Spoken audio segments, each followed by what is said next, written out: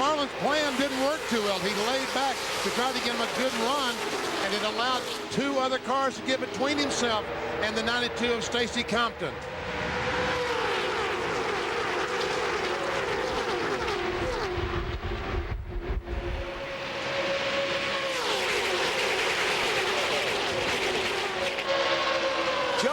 Check to the inside, 4 deep, moves all the way up the second spot.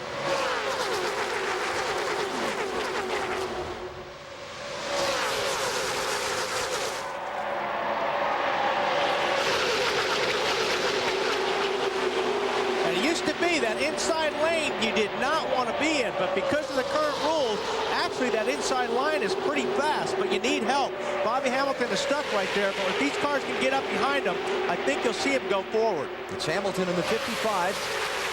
Started on the outside of the front row. Came across the start-finish line 14th. There's Ricky Craven, the winner last week, the 32 car in front of Bobby Hamilton. Maybe these two cars can get hooked up, and they also have several cars behind them pushing them.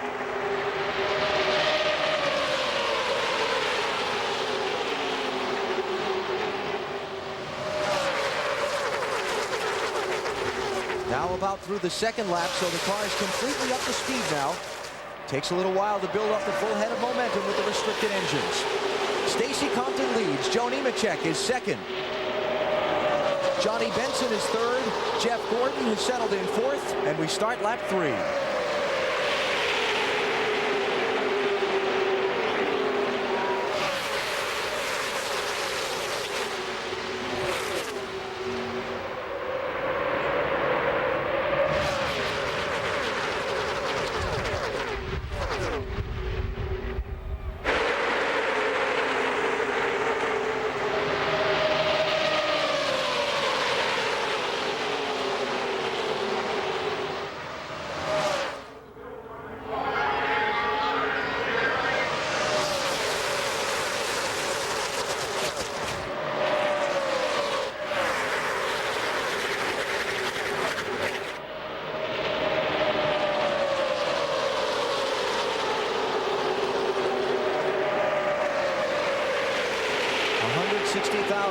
Saluting the memory of the man who won more races at this track than any other, Dale Earnhardt.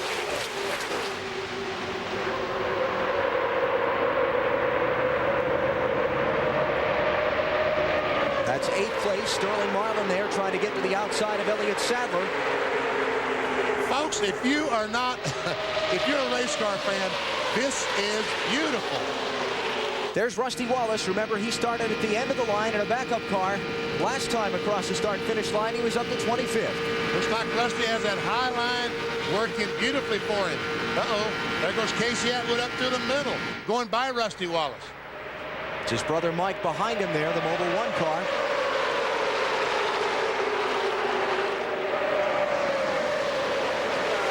Brother, in line behind you. Well, he was in line behind you, Rusty. Yeah, but now he's going by you, Rusty. Look at Sterling Marlin lead that outside lane up. For the lead, Marlin charging forward with a push from Dale Earnhardt Jr. And Craven breaks to the outside.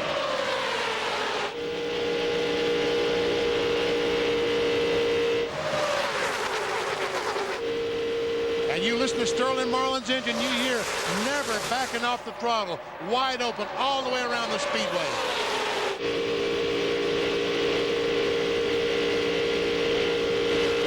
Start-finish line at Talladega is at the exit of the tri-oval. Unlike most racetracks, right there is the stripe. Now Marlin, officially the second leader of the race.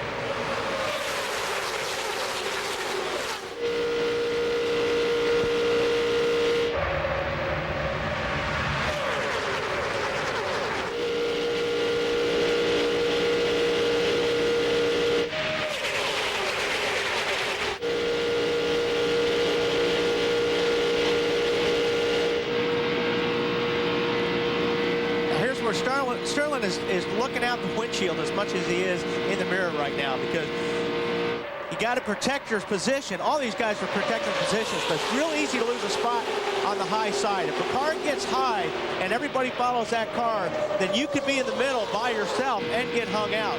But you'll watch Sterling move the car. See, he's running down low now. Then the next lap, he may run in the middle or high. So he's really trying to protect that spot. Look at fourth place. Jeff Burton in the 99 started back in 33rd place. They had to fix the left front fender on this car after the big crash in final practice yesterday. 7 laps in the top 5. Watch the yellow line, boys. You Right. cannot get below that yellow line back there, Wally. Talked about it. That's a bad no-no.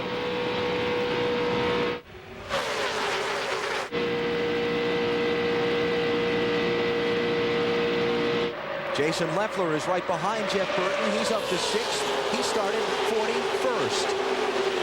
And it's going to be that way all day. If you follow a particular driver, it's going to frustrate you at times because your driver's going to go from 2nd to 30th to 5th to 40th to 1st, whatever. It's just going to be that way all day long. And Ron Hornaday following Jeff Gordon through turns 1 and 2. He started 42nd. And last time by, he was running in the 9th position. During our qualifying show on Friday afternoon, Dale Jarrett said every car here will run from positions 1 through 43 probably on Sunday afternoon. The trick is to try to be in the front at the end of 188 laps. Sterling Marlin leads Dale Earnhardt Jr., Bobby Hamilton, Jeff Burton, and Jason Leffler. We're just underway at Talladega. Excitement at Talladega as the EA Sports 500 continues from the world's fastest speedway presented by Dodge. Lead change. As we come back from the break, Bobby Hamilton has gone out in front. That car looked awfully good and happy yesterday, BP. The 55 car, Bobby Hamilton. And the talk in the garage area that the 55 car seems to be the car to beat if you're going to win this afternoon. Hamilton, Dale Earnhardt Jr. and Jeff Burton are the 3 that have broken away at the front of the pack as we look down on Talladega, courtesy of the United States Army. An army of one. There are 212 ways to be a soldier. Find out more at GoArmy.com.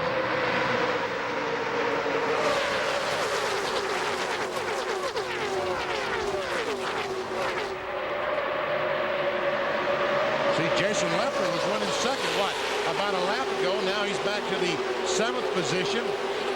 That's one of those cars that I was referring to. He can't sit back and ride. He's got to go to the front. He's looking for a ride. The 01 car looking for a sponsor. Dave Burns, what do you have on the 01? Well, BP, I stopped by their garage stall this morning and talked to crew chief Matt Chambers about their car, why it qualified 41st, while the team car of Sterling Marlin qualified 3rd. They really had no explanation because the cars were built almost identical. But Jason did not qualify the car well. They knew, however, it would race well, and he's moved his way to the front already. There's Jason racing alongside Bobby Labonte for a spot. I talked with Bobby and his team's hauler this morning. Last couple of times at these races, Bobby has fallen back and rode at the tail end of the field for most of the day and then raced his way toward the front. I said, is that the strategy today? He said, you know, we make that call about 3 minutes before race time. I guess the call today was to go ahead and charge up in there. Certainly looks that way. Started 34th. He's up to 8th. Rusty Wallace continuing to try and pick his way toward the front. Last time by, Bobby Hamilton, the leader. The average speed, 190.385 miles per hour. And Sterling Marlin, who was the leader just a few laps ago, is back to 21st. That's John Andretti ahead of him with something dangling off the back. Looks like someone has gotten in the back of the rear bumper and maybe cracked it. Up front, Dale Earnhardt Jr. looking for the lead. You're all clear. That'll bring the stands up to their feet.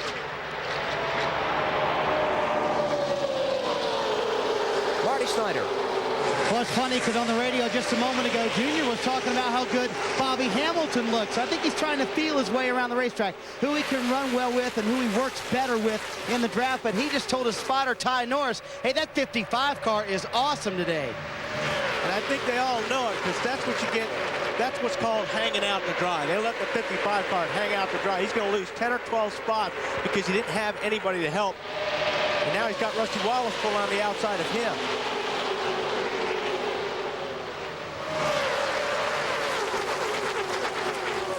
Well, Hamilton was side by side for the lead last time at the start-finish line. Let's see where he is this time.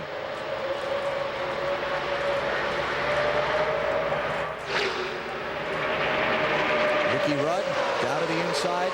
Casey Atwood in the middle there in the red Dodge.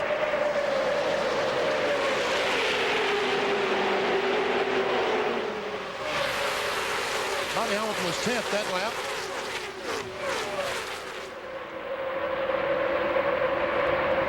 It's Kevin Harvick in the white number 29 car. Following closely, Casey Atwood in the 19, the red car. On board with Kevin Harvick.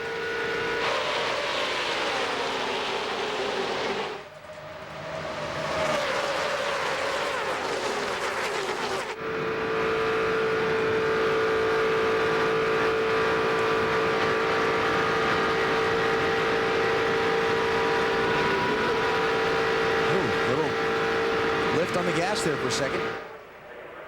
That looked like a big distance back to Joe Nemechek and Hud Strickland, but that's, as you can see, as we go to camera on the roof, really not that far. Mike and Rusty Wallace, 22nd and 21st places. Dave? I talked with Mike Wallace just before the start of the race, and I asked him about the cars dropping to the back, who he might run with. And, of course, he said his brother. And then he walked me over to the car and showed me a toggle switch down by his right where he would sit, down by his left thigh, that he can switch to a second channel and talk to Rusty. They might be able to communicate their way through some of this traffic today.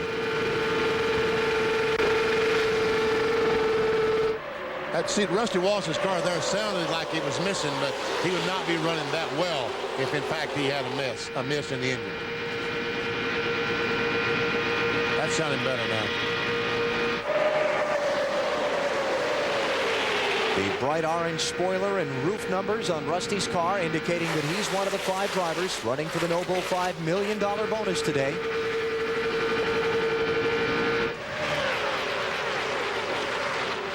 Rusty and Mike having the ability to talk to each other. They are teammates now. Is it unusual? No.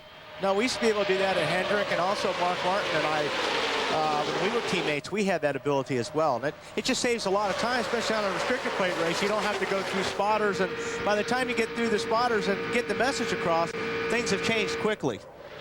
Sterling Marlin slowing down. Is he coming to pit road? No. He may just be dropping back to the back of the pack. He's done that before. Wasn't that at Daytona?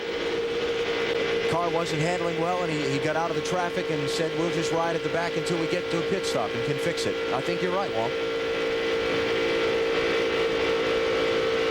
We'll find out what's going on with Sterling Marlin when we come back to Talladega. We've completed 50 miles of 500 in the EA Sports 500 presented by Dodge. Airship at Talladega are brought to you by Budweiser, the official beer of NASCAR. Enjoy, race fans. There that balloon is, just floating along in a beautiful Alabama afternoon. Spectacular action to look down on. Log on now to NASCAR.com and check out the Conseco NASCAR Fantasy Challenge. Pick your own team of drivers and see how you match up against other fantasy teams. Log on today, and you might just win a replica of the number 14 Conseco Winston Cup Pontiac. Ron Hornaday running in 8th place in the Conseco car now, behind leader Dale Earnhardt Jr. We talked about Sterling Marlin having problems. Jimmy Spencer has come to pit road with big problems. Matt? Jimmy, an early exit for you. What happened? Just something broke in the top of the motor, I think, like a piston, or I really don't know for sure. I mean, you're sitting there riding. This isn't racing. You can get up there and race anytime you call it racing. It's boring for the drivers. It's scary boring. It's not racing, and it's awful that we have to put up with this, but that's part of it. And unfortunately, we're out of it, so we won't be in the wreck today. I hope there isn't no wreck today. You know, everybody's using their head right now, so that's pretty good. But something happened in the motor. Robert Yates has been doing a great job all year long, and it just something happened there, and we aren't really sure. Is there anything you can do? You say you hate this kind of racing. It is. I mean, what can you do? You know, if you want to get up there and lead for a while, you can, and then somebody else will shuffle you back because every car out there is equal right now, and they're all running hot because they're so close together. And you know, if the good Lord blesses us all today and everybody uses their head, we won't have an accident, and nobody will get hurt, and we'll have a winner. But it ain't racing not the way I've been born to learn how to race. His last win came here at Talladega. Also, guys, one update on Sterling Marlin. He dropped to the back as a plan. Tony Glover told him if you can't get back up to the front and run with the first through fifth place cars, just drop to the back and let's play it safe like our game plan was already set out. All right, Matt, thanks. That is the first Spencer's remarks of many comments we'll hear today about drivers not liking these rules. Here's what you do, okay? You lay the spoiler down about 30 degrees and you make these cars really hard to drive, and you won't see these cars in a pack. You know, you can't have it both ways. The cars, if they're hard to drive, you won't see them in big packs 3x3. Problem is, this is what the fans want to see. This is good racing. So if you make the cars handle really well what the drivers like. Sure, I love a car that handles this good. And when you got 40 cars that handle this good, this is the kind of racing you're going to have. You can't have it both ways. The car's either going to not handle, and you're going to have single file racing, or the cars are going to handle good, and this is what you're going to get, BP. And again, I don't think that the 160,000 people here and the folks watching on TV today want to see these cars run in single file. I think they want to see exactly what they're seeing now. I mean, I know one thing. I am very entertained watching this. Dale Earnhardt Jr. leads. Jeff Burton is second. Stacy Compton third. Johnny Benson is fourth. And now Todd Bodine has moved up to race Kenny Wallace for fifth. That's Bodine in the 66, the light blue car, and Kenny Wallace in the one who is outside. More on Todd Bodine from Dave Burns. Alan, we checked in his pit just to make sure that they weren't concerned about similar motor problems to teammate Jimmy Spencer. And of course, well, they said no, but then again, you have the same motor builders building the engines for team cars. So Todd will have to keep that thing cool and be careful out there. Another problem he's had, though, is he's tried to go to the front with the 14 car of Ron Hornaday right behind them, and they don't feel that the 14 car can push them to the front. So already starting to figure out who they're faster with. Pole speed and last lap. It's a lot faster in the draft. And they do everything in the world to make the cars go fast on a qualifying run. It's just when you're out there by yourself and you don't have all these cars stirring this air up, if you took these cars right now and put them on the racetrack by themselves, top speed would be about 180 miles per hour.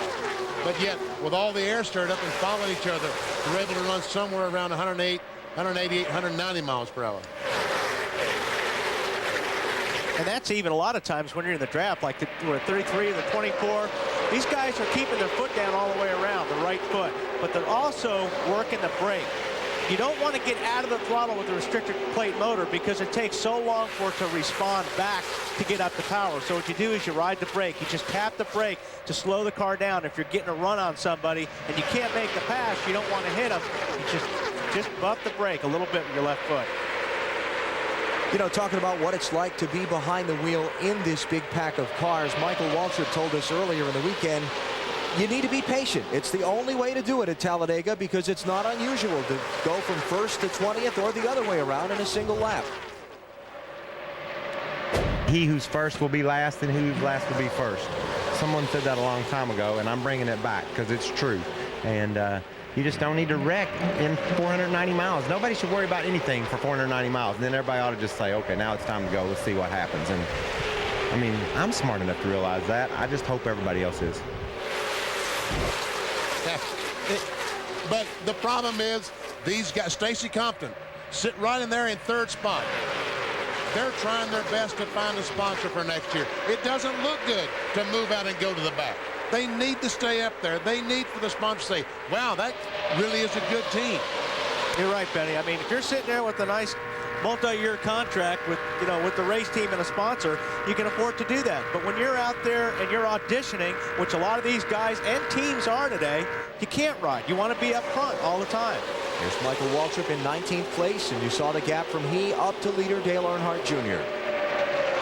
That green BP car, Dave Blaney, another team that's looking for a sponsor, and also a driver. Blaney announced this week that he'll be driving the 77 car next year.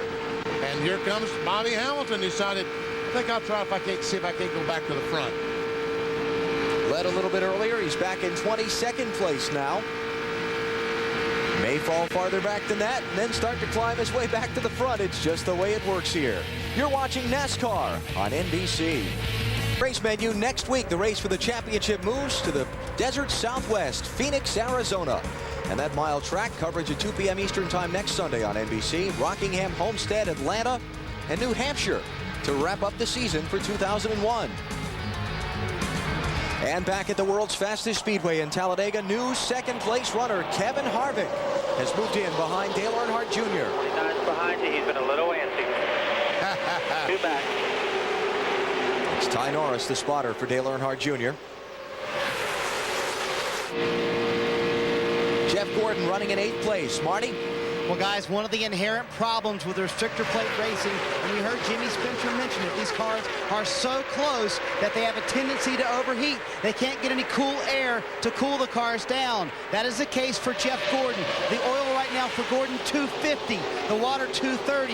His engine builder, Jay Wiles, says that is the threshold limit right there. We cannot go any higher than that. 240 on the water is the most we want to see. To Bill Weber. And similar problems, Marty, for his teammate Terry Labonte, overheating in the engine compartment. Terry is dropped back. Crew Chief Gary Dehart says they will be fine. They just want to put a little bit of tape off the grill. The big problem comes when Terry closes up behind somebody. That drives the temperature up. So obviously he's laying back even further off the back of the 40. Alan? Terry running in 39th place. Behind him are Dale Jarrett, his teammate Jerry Nadeau, and Tony Stewart as the final cars on the track. Mike Wallace trying to pick his way back forward. Dave? And Alan, we thought he might charge to the front right at the beginning, but he has had the similar problem that everyone else is having with overheating right now. He is not getting he's not getting the horsepower that he needs, and so he's been trying to get the car out in clean air to try to get that cool air into the motor. See, like he is on the high side. That is absolutely right, Dave. These motors are very sensitive to temperature, and if they start getting a little bit too hot, boy, the power really noses over on them, and you can really tell a difference driving these restrictor plate motors. But trying to get the car out in clean air means you're not in the draft to the car ahead of you, and you're losing speed that way also. Yeah, you're outside of the 29. You're all clear high if you need it. All clear. You basically got to ride it out until you get into the pit so they can pull some tape off. That's the only thing that's going to fix it. Jason Leffler looking for second spot to the outside of Kevin Harvick. Clear high if you need it.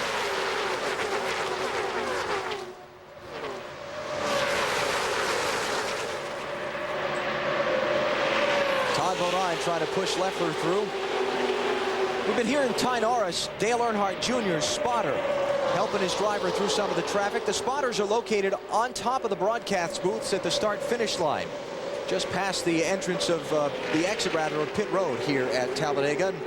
Outside now, outside. There he is, outside. And you see what a long look it is back into the corner here. We talked with Ty earlier in the weekend about the pressures involved in spotting for a car during this bunched-up traffic at a restrictor plate race.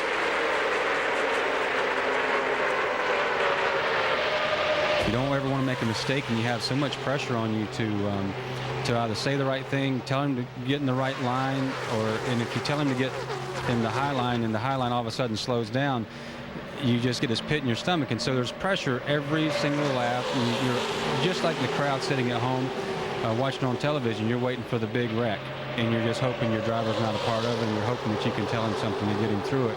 But it's not always the case. You know, it's so important to have a good spotter anywhere, but really, really important on a place like this. The problem guys have a place like this, you see where the spotters are over across, you know, the front of the racetrack. It's a long ways overlooking at turn 2 or going into turn 3. By the time you push that button and you say something, things have changed. So you really have to have a good feel for where your car is. You don't want to completely rely on a spotter. You use him as a safety net more than you do completely relying on what he says. As a matter of fact, a lot of the teams will use 2 spotters here at Talladega. There'll be another one in the grandstand over off turn 2. Speaking of things that have changed, Jason Leffler squeezing by Dale Earnhardt Jr. for the lead. Todd Bodine with him to second. Jr. back to third. And now the race for fourth between Kevin Harvick and Jeff Gordon. Marty Snyder. Well, Wally, talking about those spotters, how'd you like to break in a spotter for the first time at Talladega? I wouldn't. Well, that's what Michael Waltrip's doing today. Actually, it's a veteran spotter. Keith Barnwell is spotting for Michael Waltrip today. He, of course, is Jeff Green's spotter in the NASCAR Busch Series. And they actually fired their old spotter last week because they didn't feel like he was getting the job done. So they hired Keith this week, and for the rest of the season, this is the first week Keith and Michael have ever worked together. Tough place to break them in. Yeah, I would think so. It really is. And you got to, I'll tell you, there's personalities there because the drivers have to get a spotter that, like I yell at my spotter all the time, so I want somebody that's not going to get their feelings hurt. It's not that I'm mad at them. It's just you drive angry. When you talk on the radio, you talk angry.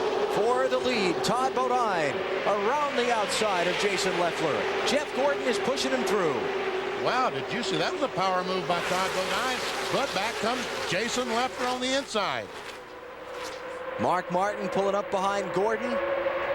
John Andretti there, the yellow nose car from the back. That's a backup car, the 43.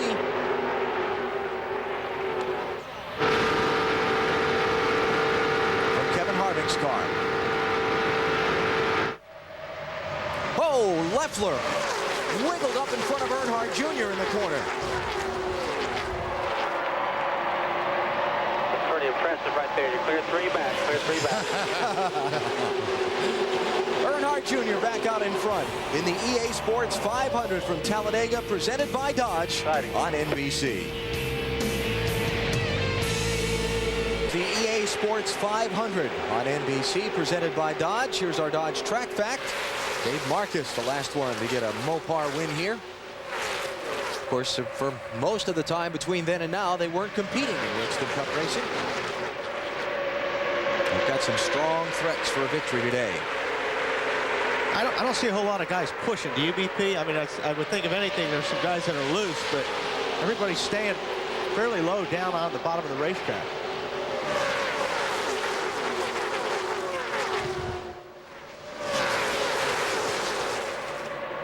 Mike Wallace has gone to the outside. 3 wide up on the outside, trying to get something going, but he's not high enough because Bobby Hamilton Jr. was on the outside of him. Matt Kenseth in the 17, Todd Bodine in the 66. They're racing for 4th and 5th. Behind Earnhardt Jr., Hamilton, and Nemechek, the front 3. On board Ron Hornaday.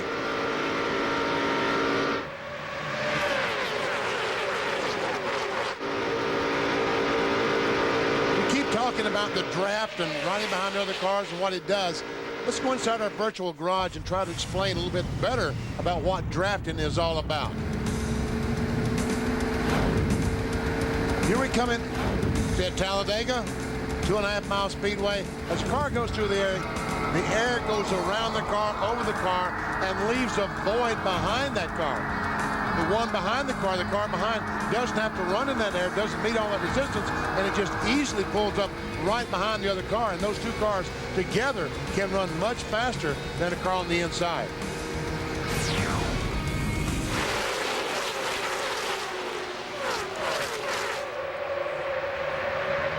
Todd Bodine and Kenseth still hung up there, racing side by side for 4th.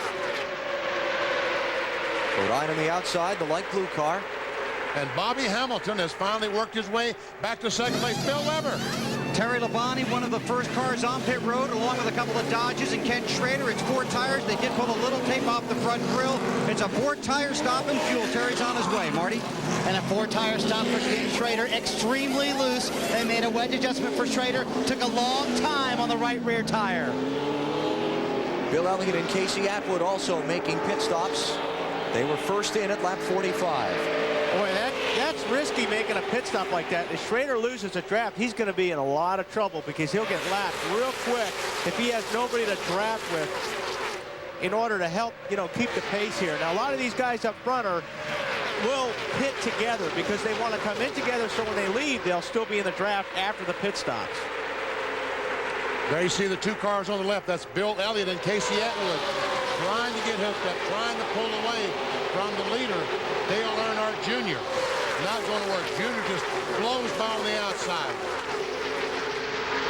They'll melt into the pack here and try and stay up toward the front of it. And when the other leaders peel off to make their pit stops, the two Evernham cars will try to draft together around the track and keep up so that they can melt back in when the leaders come off the pit lane.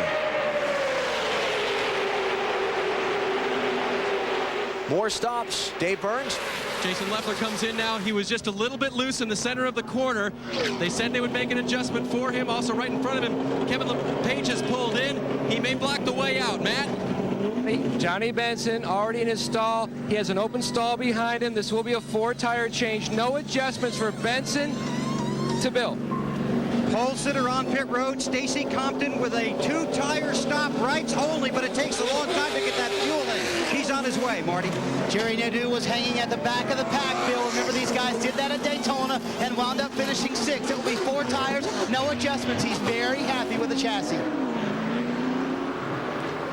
Here come the leaders through the tri-oval, past pit road. They'll overtake all of those cars who are in the pits. Ooh, Kenseth and Nemechek almost get together. Dave?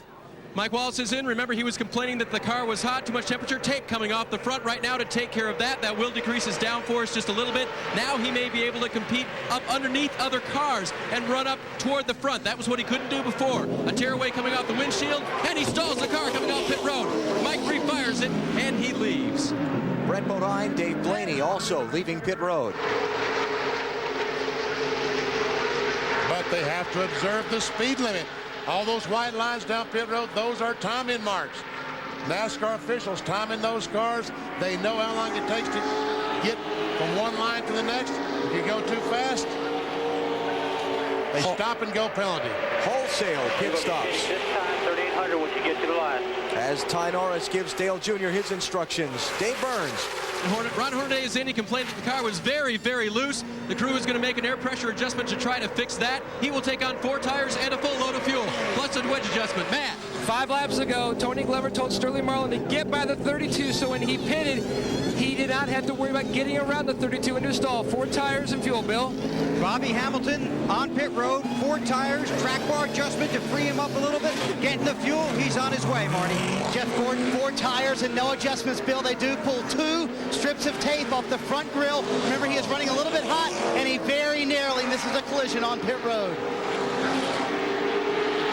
Gordon and Hamilton head back out. The leader, Dale Earnhardt Jr. And most of the rest of the field that hasn't stopped yet on the binders, headed for the pit lane. Stops as they complete their 50th lap of the race. Dave? The 99 car of Jeff Burton is in. The car is running great. 4 tires and fuel, no changes for Jeff at this point. He started back, ran to the front, and it's a good race so far for Burton. Bill? 4 tires for Mark Martin. Again, all these stops coming under green. This is what drivers like to see because it spreads out the big pack. Marty? Dale Earnhardt Jr. a little free on entry, Bill, so they add 1 pound of air pressure to the right front tire. That should tighten him up. Other than that, no changes for Dale Jr. Remember, this is the car that led 116 laps in Daytona. Talent. What happened to Kevin Harvick? When we were looking at that last pit stop, I could see the 29 on the door. That's not a good thing. I don't know if he had to drive around somebody or to get in that pit stall. And was there any contact that might have damaged his car?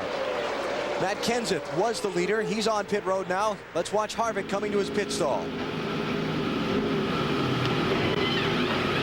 He just locked him up. Just locked up the brakes, and the car slid sideways.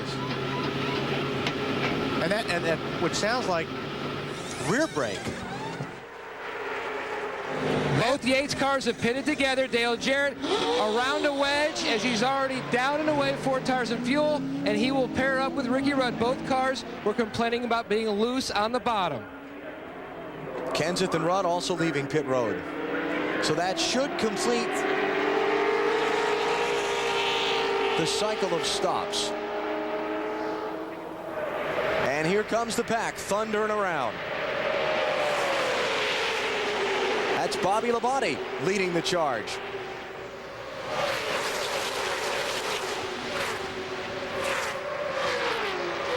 So much for green flag pit stop spreading the field. Yeah. And Kevin Harvick, the 29 car, getting in the pits that way, he has lost the draft from all these cars. And it won't take very long for these cars at 190 miles per hour to lap him. For that to do that, the car looked like it had a lot of rear brake in it. And as much as you ride the brakes here, normally you'd want the car to have a little bit of front brake. You wouldn't want it to get loose as you're getting in the corner if you have to tap the brakes a little bit. There's a 29 car right now coming through 4. Like you said, BP, we talked earlier, he doesn't have a chance of catching this pack unless he gets a yellow. But, you know, the funny thing was, when the car came to rest in the pit stall, the 3 tires that have to be inside the painted box were all inside the box. Otherwise, it's a penalty. So his problems could have been worse. He got lucky that only that right rear was hanging outside the line. Matt Kenseth, Ricky Rudd, Dale Jarrett. Good pit work by their teams, getting them out in time to be at the front of the pack instead of in the middle. And they're 3 wide for the lead. Looks like the outside line. Bobby Labonte. Michael Waltrip decides to dive to the inside.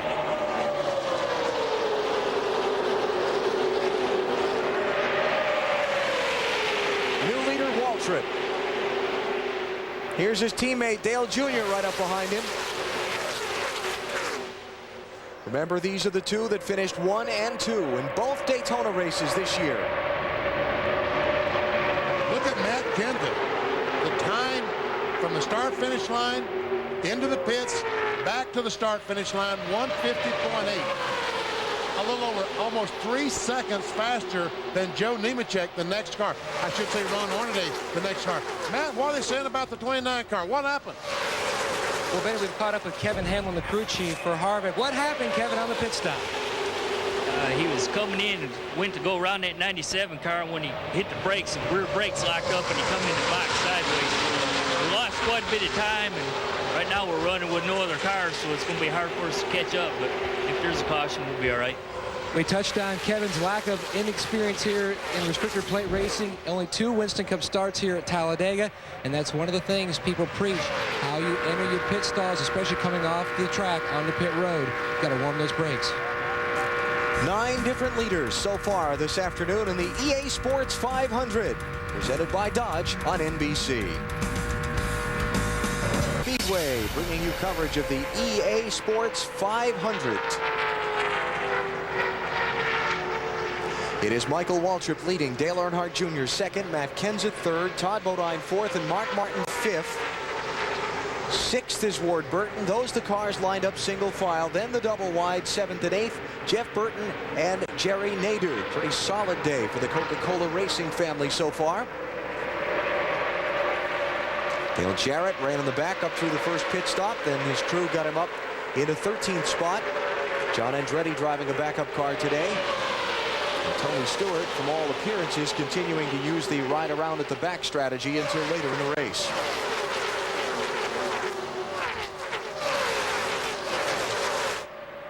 Dave, what about Tony Stewart? You're exactly right, Alan. That is the strategy that they're employing here. In fact, I checked in their pit, and they tell me that they may not start racing until after the final round of pit stops. He came in on lap 49, and rumor around the garage area was they could go maybe closer to lap 60 on fuel. So I asked Greg Zipadelli, the crew chief, why they came in so early. No reason to really stay out. Come in, check things over, check their mileage. Tony doesn't want to race until the end, and so it's just all routine for the 20 car. See the paint scheme on the car a little different than we normally see out of the Home Depot machine. Coca-Cola and Home Depot and Tony and Joe Gibbs teaming up with the Marine Corps' Toys for Tots program to try and boost that effort up around the holiday time. 100% of the royalties from their Polar Bear die casts and collectibles are going to Toys for Tots. And the same for Bobby Labonte's car. They've got a little different paint on that one this week too. Same program. So there you go. Your Polar Bears along for a ride on an October afternoon in Alabama. Good for them.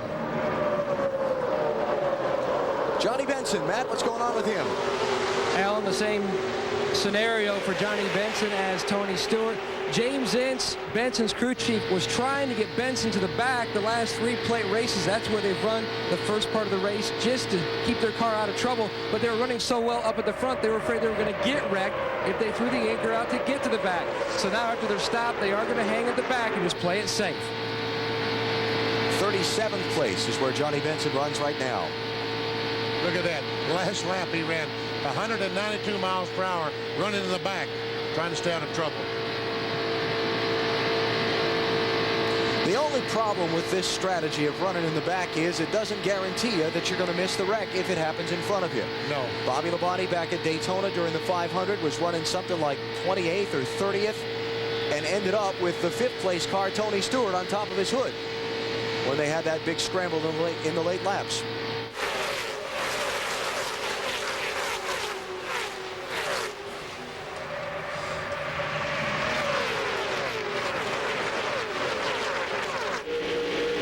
Here's Sterling Marlin on board with him.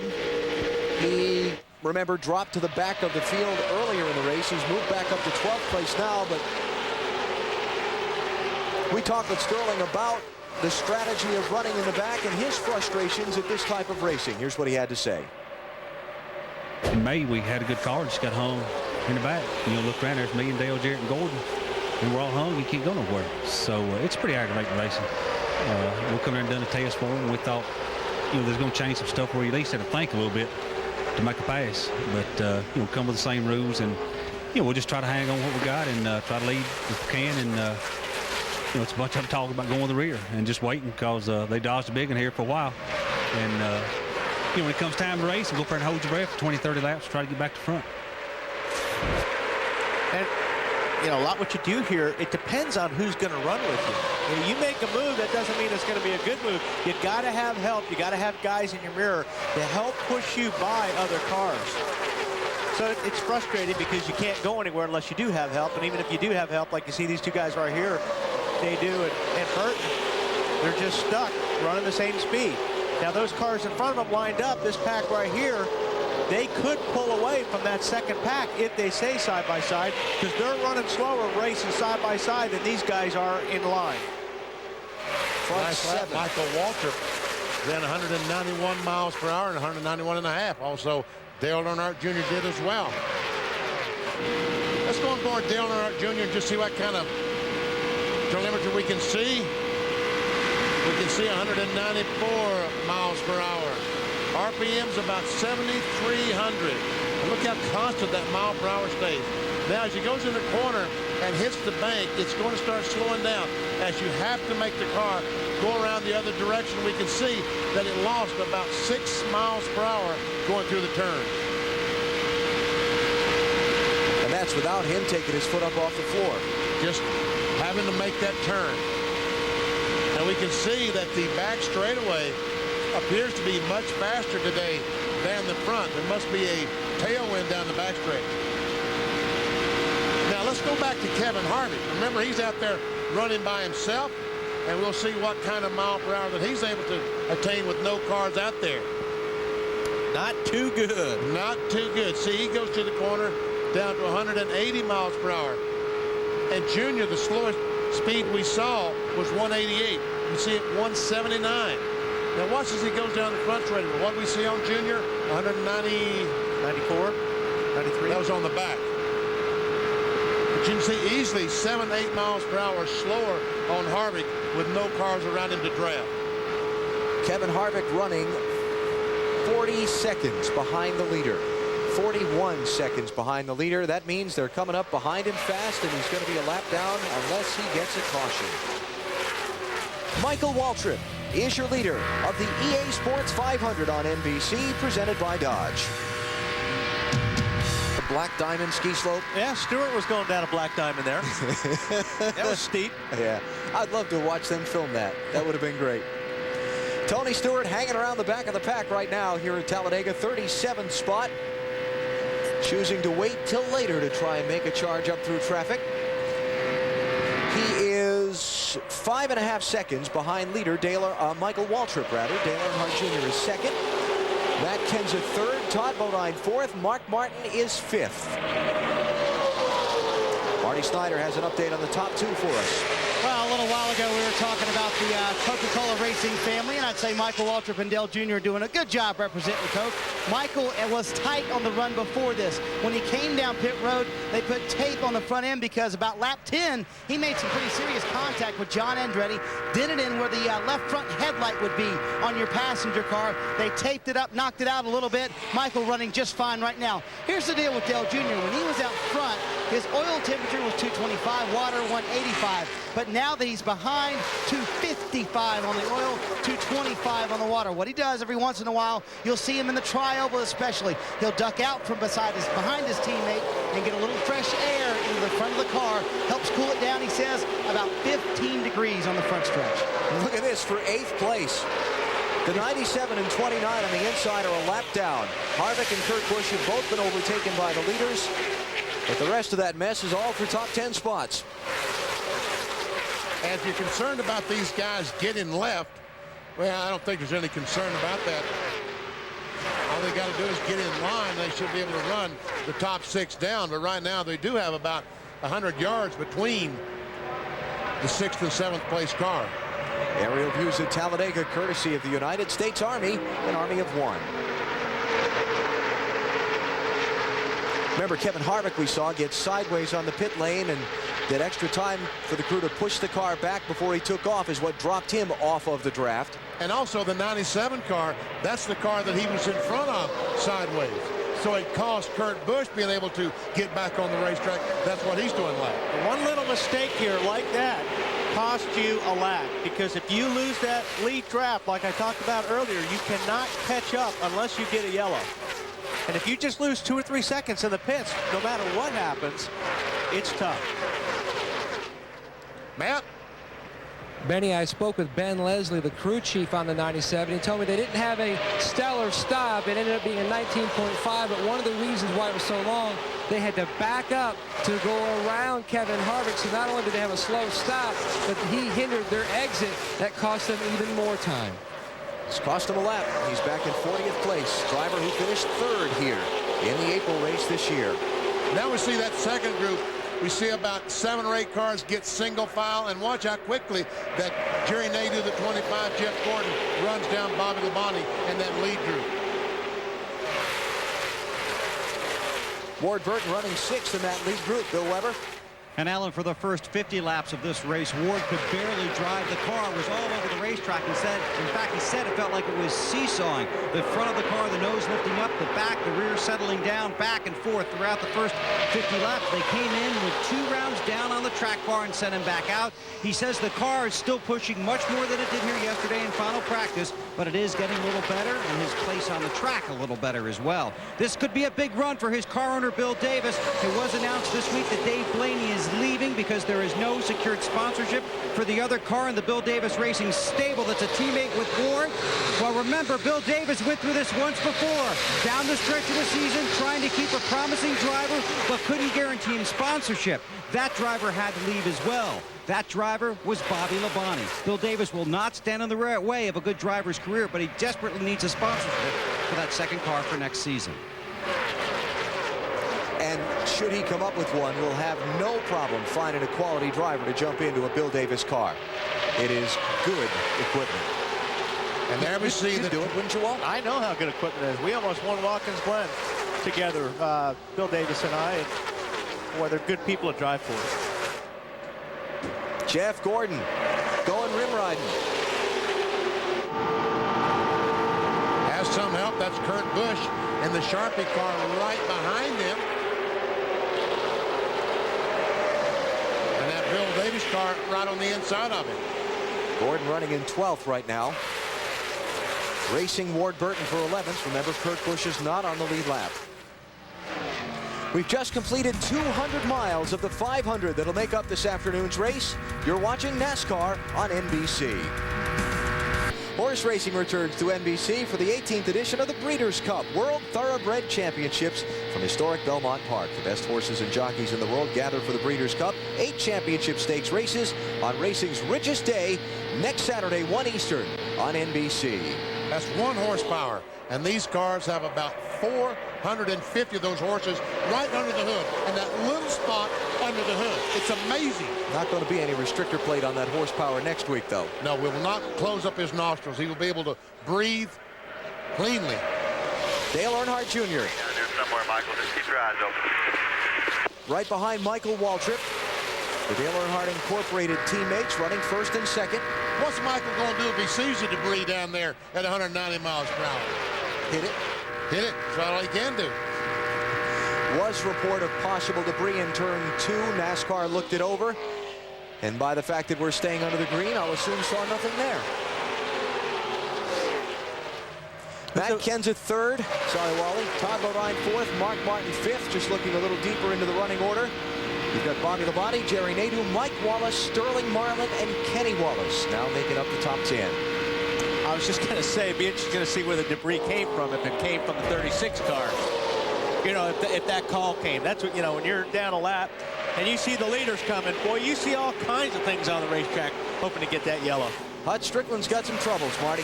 Yeah, Alan, he's been on 7 cylinders for about 15 laps now, and he was joking around with the crew saying, I think it's getting ready to blow up, so they all stood up and waved goodbye ceremoniously to the engine, but looks like it is living at the moment. This is a Yates engine, just to mention that, but certainly on 7 cylinders, they're trying to diagnose the problem as to what it might be right now. Well, Mike Wallace has moved out of line, trying to go towards the front. And Ken Schrader, Wally, talking about looking for a caution because he's going to get lapped right here. Oh, Bobby. Mark Martin pulled up right in front of Mike. Yeah. Goodbye. Squeeze.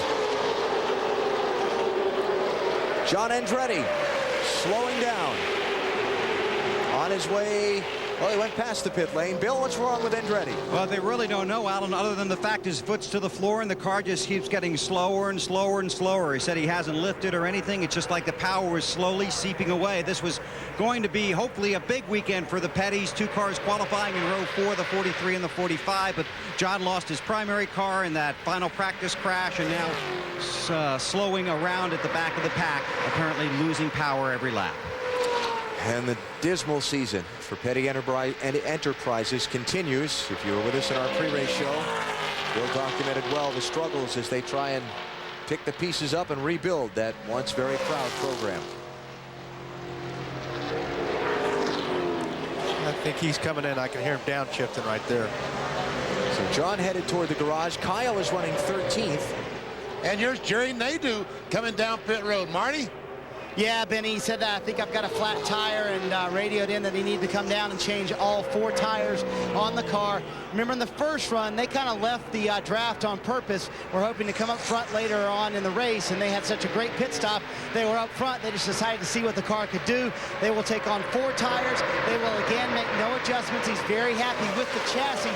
This will put them off sequence and, unfortunately, out of the draft. It'll only be a 2-tire stop. Tony Firm just called for that while they were over there. They thought it might be a left side tire, right side tire. They did not know, so they decided to make it a 2-tire stop, and they decided it was probably the right front tire that is indeed down on Jerry Nadeau's car. Oh, Matt Kenseth ducking low there through the tri-oval. There's Bobby Hamilton Jr. in the 4 car this week. Winston Cup Restrictor-Plate debut. By the way, Jerry Nadeau running 8th at the time of that unscheduled pit stop.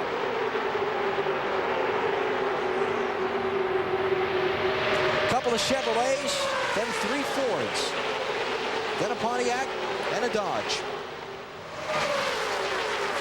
I think you'll see some manufacturing gang up go here in a little bit, BP. It looks to me like that Matt Kenseth and the 66 of Todd Bodine have tried a couple times to gang up and go by Junior and Michael Waltrip, but they're not having a lot of success doing that.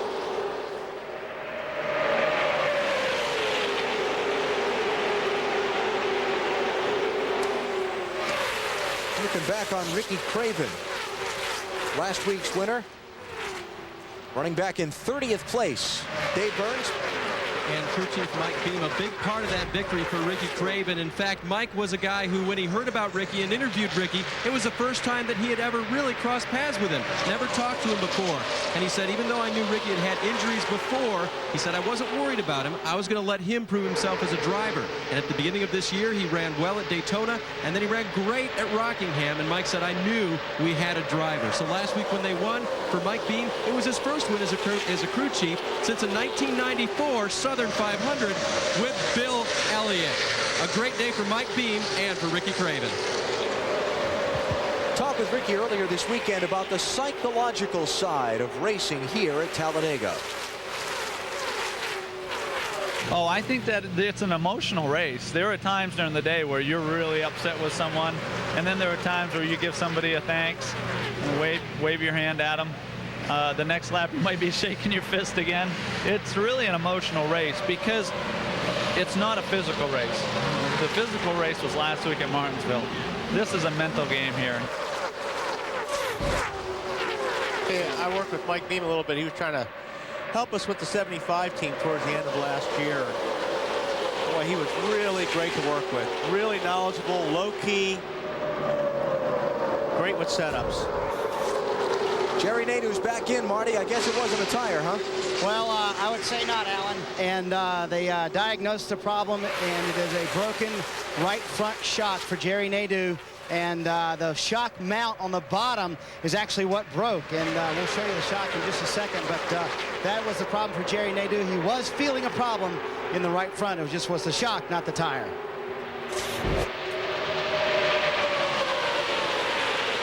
'86 laps complete, coming up on 250 miles here at Talladega. Michael Waltrip is your leader on NBC. No, he's no banjos either. But he is in the building. As we saw going to the commercial a minute ago, all kinds of people want to see NASCAR racing at the world's fastest speedway. And we're glad you're with us on NBC this afternoon as we bring you the EA Sports 500 from Talladega, presented by Dodge. Jeff Gordon, the championship leader, riding along in 19th place as you look at how the drivers in contention for the noble $5 million bonus are faring so far. That's the top 5 finishers from the Richmond race. If they win the race today, they get $1 million bonus. A fan and a consumer promotion gets $1 million. Plus the top 5 finishers today qualify to race for the $1 million bonus at Las Vegas next March. Michael Waltrip has been out in front for some time now. Waltrip leading 37, make it 38 laps consecutively. So almost all the way since the last pit stop, he's been up front. Bobby Hamilton a moment ago pulled out of traffic and dropped way to the back. Bill, what's going on? Temperatures rising on the 55. In fact, he said one of his temperature gauges was pegged and then fell back down to 2 1/4. So the crew talked it over with him on the radio, leaving him out there for maybe about 10 or 12 more laps because the temperature has come down a little bit. But the 55 car could be a possible victim of overheating here at Talladega. I talked to Jimmy Elliott this morning, on the crew chief on the 55 car, and I noticed a piece of tape in the grill, the top grill on the left side. You see that? You can see it there, right above Carlo AR. And I said, why do you have it open on the bottom and that piece of tape on top? He said, well, I want that piece of tape on top to help the downforce on the left side of the car. And when I do that, I have to have more opening, so I go on the bottom and put the opening down there. Going to have some green flag pit stops coming up after a few more laps, so let's take a break here and be back in time for them. Michael Waltrip's your leader.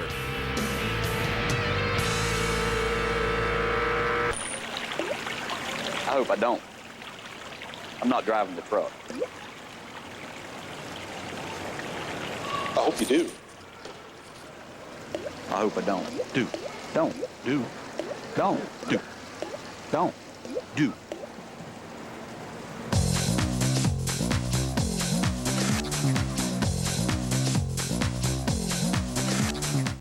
Presented by Dodge. Dodge is the first one to hit pit road on this round of pit stops. It is Jason Leffler. They will make a 4-tire change and send Jason on his way. Fuel mileage for the Dodgers has got one on the wall on the backstretch. Todd Bodine has hit the wall hard on the backstretch. Elliott Sadler and Casey Atwood are in it. Caution's out. A hard crash for Todd Bodine.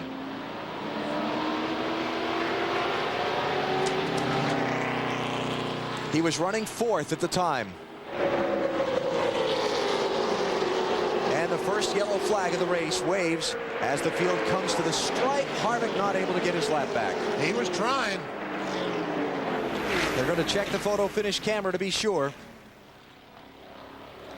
Elliott Sadler and Casey Atwood's cars resting together after their involvement in the accident.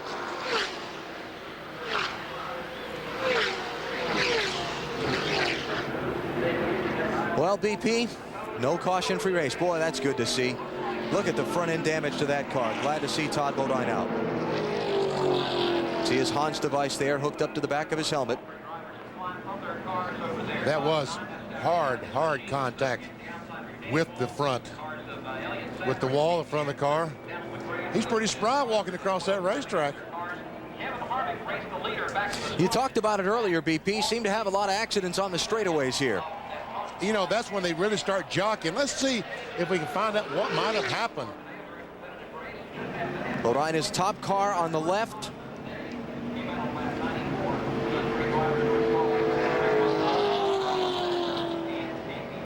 Kevin Harvick. Kevin Harvick gets in the back of the 66 car and just turns him right in the wall.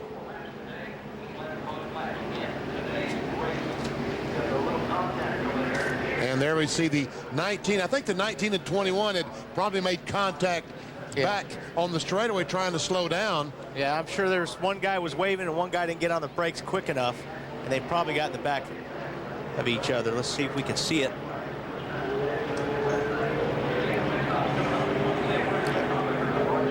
Can't grab it by that angle. All right, all the cars are on pit road. Let's go to the pits. Rusty Wallace and Jeff Burton pit together. Jeff Burton is tight. Air pressure adjustment for him. Rusty Wallace, no changes at all to the 2-car. Both cars will take 4 tires. Bill. Matt Kenseth on pit road will be 4 tires and fuel. A pound out of the right front, a pound in the right rear. Strong run for Kenseth here at Talladega. Marty? Michael Waltrip, the leader, is here. He was tight before. They fixed the damage. He's loose now. They put a roundabout in. 4 tires for Michael. A little longer on the stop than they wanted. Dale Earnhardt Jr., his teammate, will beat him off pit road. 4 tires also for Jr. He was loose, and they made an air pressure adjustment. To Matt Yoakum. The early Marlins team has already completed service. They went up 1 pound on the right front. Sterling said his car was a little loose going into turn 3. They were 1 lap away from pitting, actually, when that wreck happened, so they got a little bit of luck today. Looked like a pretty long stop for Jeff Gordon's crew also. He spent some time sitting still on pit road. And Jason Leopard didn't lose a lap. He got lucky on that deal. He got out before the leaders came and took the yellow flag.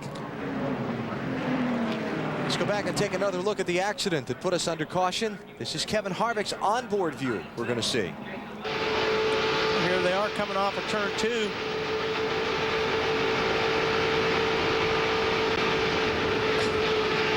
I don't get that one.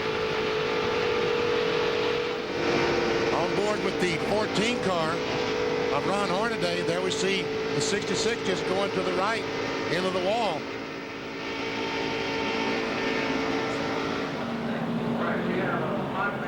And there you see the contact from our Budweiser blimp.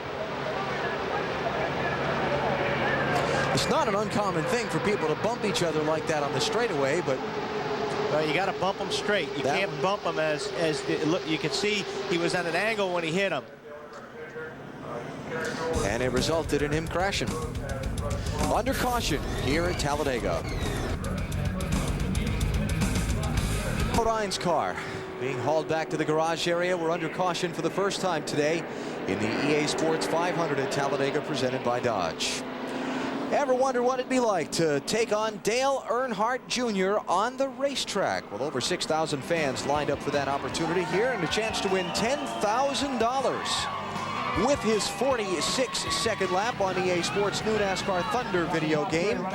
Chad Cook outlasted all to earn his race with Dale Jr., and in the one-on-one championship, Chad lived out the dream, defeating the NASCAR star and taking home the $10,000 grand prize. That kid's a little rough on Dale. Attaboy, Chad. $10,000 right here.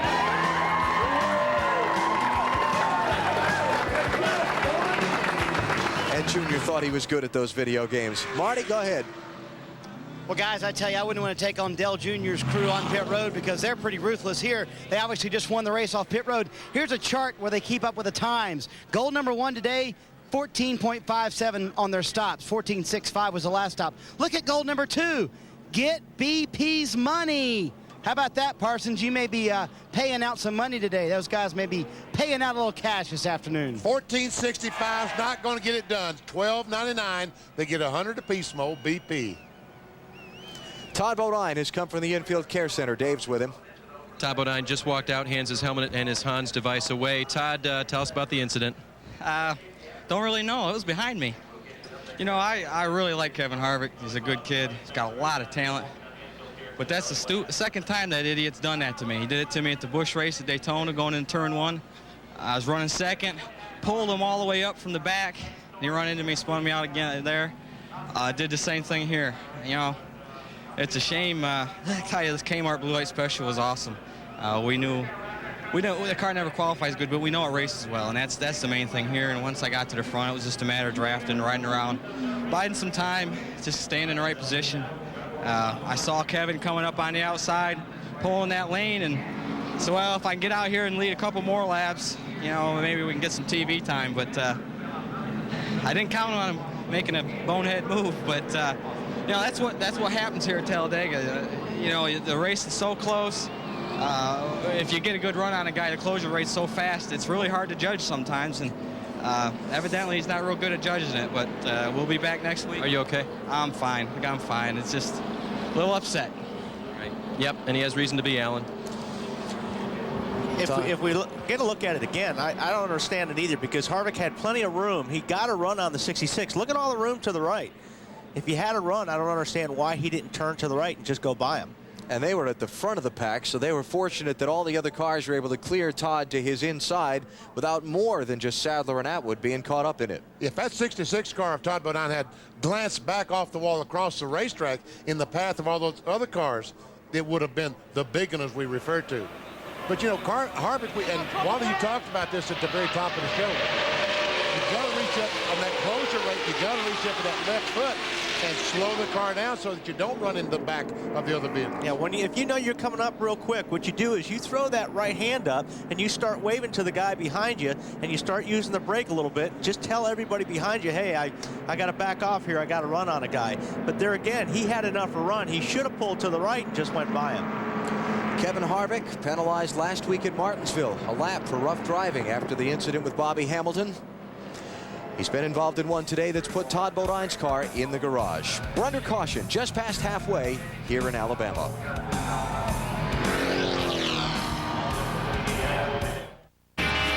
Richard, what was Kevin's side of the story? Well, he said, you know, just as he got ready to bump, you know, draft bump the 66, he said the 14 hit him in the back a lot harder than he thought.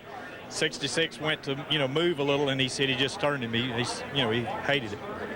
Now, Todd Bodine was not the only person who was a little upset about this incident. During Kevin Harvick's pit stop, let's go ahead and roll the pit stop tape. As Kevin is already in the car, here comes Larry Carter in, and he's voicing his opinion to Kevin Harvick about what took place. And Larry Carter is Todd Bodine's crew chief as he exits the pit stop, and he did voice his opinion. Guys? Wow. Looked like he kicked the left front tire changer, too. Jason Leffler is the leader. Second car back in line. Dave Blaney in the green machine. The BP car is on the tail end of the lead lap. Leffler made his stop under green, but stayed on the lead lap, then did not pit under the caution.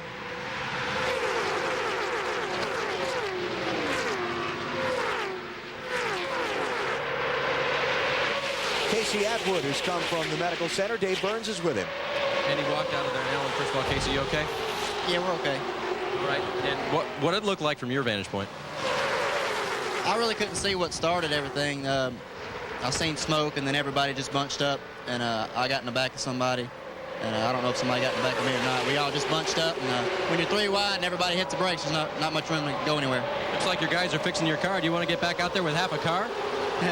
It won't be very much fun, but you get as many points as you can. We were hoping for a good run. We were running a little bit hot on the water, so we had to run to the back, and then anytime I wanted to, I could really come back to the front. We had a pretty decent car, so we're looking for a good run for Dodge, but it won't be today. All right, thanks, Casey. Elliott Sadler also walked from the infield care center. He is okay as well. Well, it didn't take Dale Earnhardt Jr. long to retake the lead in the Bud car. Mark Martin, the 6, is following, and there the 18 of Bobby Labonte and Michael Walker.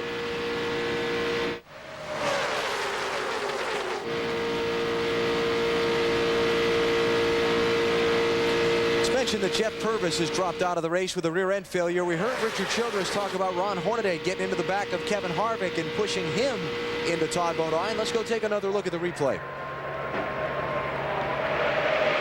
Here we are riding with the 14 car. I don't see it that way. Didn't look like it. He may have got into the back of him after he made contact with the 66, unless we, back that up a little bit, but not what it looked like. Either way, Todd Bodine is out of the race. Casey Atwood and Elliott Sadler are also in the garage with damaged cars. Let's go to the blimp. Well, I think we get a better shot. There we see the... He was already in the back of the 66. I don't see any contact there between the 14 and the 29. We had lots of cameras to cover it, though. Bobby Labonte took a run at Dale Earnhardt Jr. for the lead. Jr. fended him off. Here he comes again. With Sterling Marlin, that 40 car. Normally on these racetracks, a very, very fast race car right behind Bobby Labonte. Rusty Wallace up in there. Remember, this is a backup car. He was involved in the big crash in final practice. Mark Martin, Jeff Burton, Michael Waltrip, Ward Burton, Bobby Hamilton Jr. all mixing it up at the front. And last lap, over 188 mile per hour average, side by side. All right, U.S. Army Skycam shows us the Talladega Superspeedway, an army of one. There are 212 ways to be a soldier. Find out more at GoArmy.com. Dave Burns. Alan, Ron Hornaday was part of the discussion around this last incident, so we'll just ask him. Ron, did you have any contact with Kevin Harvick or anybody else with that incident? Well, all the way up till the crash, yeah. I bumped Kevin up to the front, and the 66 jumped in front of us. And I don't know if Kevin just wanted to give him a little tap to get us going, because it seemed to work when I was pushing Kevin. And it just got him at the wrong time. The 66 was coming down, and the other car came up. And he went to turn right, and Kevin hit up the wrong time. And I don't know if it's just the way the Ford was, the back end or whatever, but he lifted him up. But, no, our problem is rookie here overshot the pits and put it in reverse, and I jumped off the clutch real hard and snapped something in the transmission. So got to thank all these guys at Conseco Pontiac. These guys really put a good car together, and they did qualify all that well, but we know what we got to do next time we come back to these super speedways. You brought a Chevy this time. You're going to bring a Chevy back next time? I'm sorry, I didn't hear you. You brought a Chevy, Ron. You're going to bring a Chevy next time, or you're going to go back to the Pontiac? Well, that's not my call. That's AJ's call. But the way she's looking and really sucking up there, I'm real happy with what this thing did today. All right. He had a good run going. They'll try to get him back out there when they repair that transmission, guys. Hornaday, Todd Bodine, Elliott Sadler, Casey Atwood, Jeff Purvis, and Jimmy Spencer. The cars that are off the racetrack. Spencer out after just 18 laps with an engine failure. What a hornet's nest this is up front. There's Kenny Wallace, that one car. There's another car we haven't heard too much of today. And there he is. Kenny Wallace right now is running fourth. Last time by the start-finish line, he was 10th. So he made a move on somebody. 3 Dale Earnhardt Incorporated cars in those first 3 rows. Dale Jr., Kenny Wallace, and Michael Waltrip, all in the top 6 spots. Their program on these super speedways this year has been impressive, Marty. Well, Alan, that is exactly the truth. Their cars are impressive, and perhaps their engines are even more impressive. And after Daytona, they actually were not happy with the engine performance. What would happen is when someone got behind their cars, they would turn too many RPMs. They would force the car to run too fast. So what they did is they worked 3 guys 6 days a week, full-time, nonstop since Daytona, in making these engines even better. Today, these engines can turn 7,600 RPM. I cannot express to you what a monumental leap in restrictor-plate engine program racing that is, and these are by far the most durable and the biggest engines in the business today, because they can turn so many RPMs and live for so long. Close call in the tri-oval. Jeff Burton. He was underneath that yellow line, but he did not improve his position. If he had gone ahead and made that pass, then he would have been black. But he saw that he was wrong. He backed up and fell back to the position he was in beforehand. Troubles for Ward Burton. He's slowing down. He had been up in this lead group just a minute ago.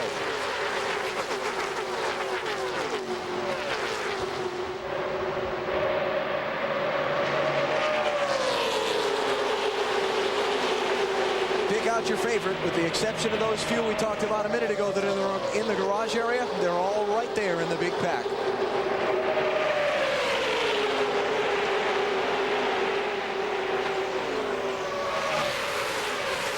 30 cars out of the 43 starters are on the lead lap. Dale Jarrett, Tony Stewart continue to be the last two on the lead lap, using that ride out in the back strategy. Bill, what's going on with Ward Burton? They don't know. He hasn't said a word about it, just pulled out a line, dropped to the back. So until we hear from Ward, we'll just assume that he wanted to watch the race for a while instead of be part of it. All right, he's back in 28th place. Again, out of 30 that are on the lead lap. My guess is he saw something he didn't like and said, the safest place is back at the end of this line. That's where I'm going. See Bill Elliott's back there with him. Terry Labonte, Kyle Petty. And there is the gap up to the head of the line. Problem is, that's not nearly far enough to the back if you're going to miss the wreck. Matt Kenseth, Jeff Gordon. This is 8th place.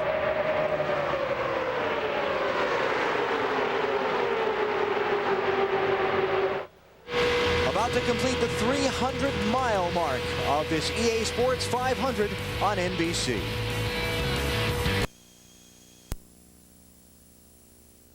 Today it's the EA Sports 500 presented by Dodge. You look down on this massive track from the Budweiser.com airship.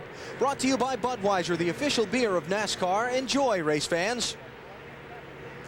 The 160,000 here today have been treated to a thrilling race as we look at our Napa Field summary. 11 different drivers have changed the lead 16 times.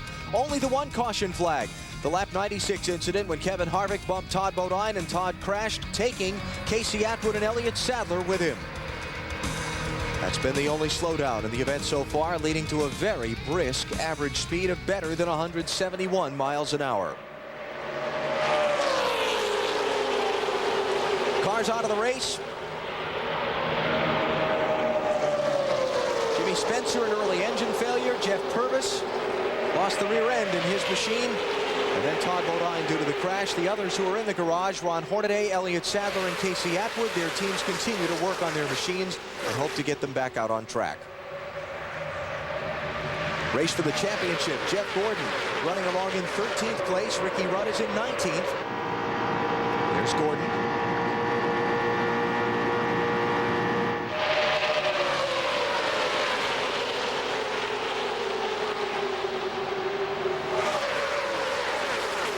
And by the way, Larry Carter, Todd Bodine's crew chief that we saw the video of on the Kevin Harvick pit stop, he has been summoned to the big red trailer. No surprise there. Well, they had too many men over the wall in that pit stop. Well, that's right. Yeah, one of them was wearing a red shirt instead of a black one.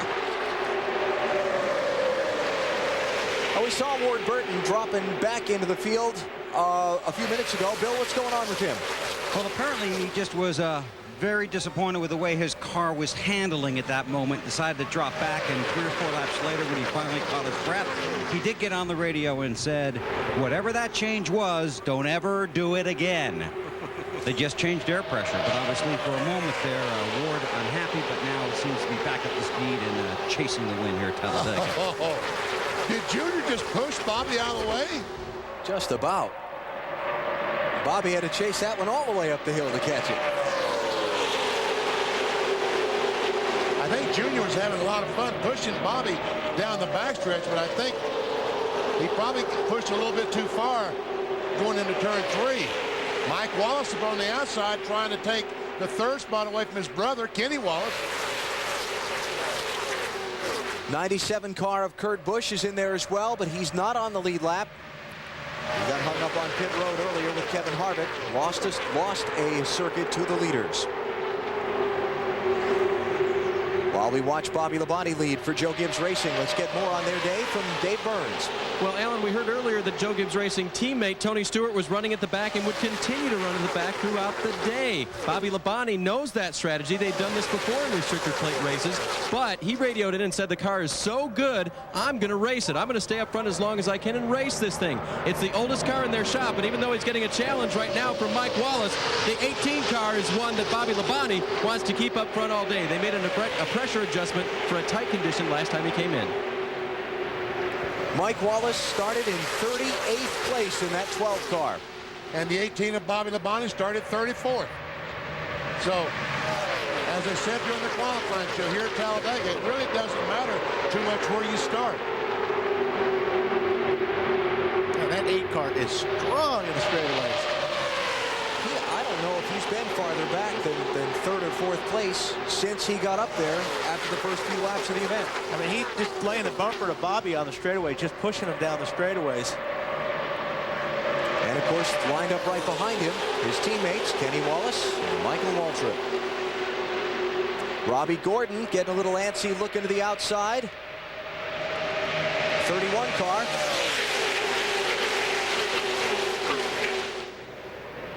Well, Buckshot just all of a sudden had to dive to the outside. I know someone got in the back of him, and he felt like he was going to run in the back of someone with the 44 car. But Buckshot just suddenly veered to the right. Here comes Robbie Gordon getting the lap car with Kurt Busch out from in front of him. Bobby Hamilton pushing him through.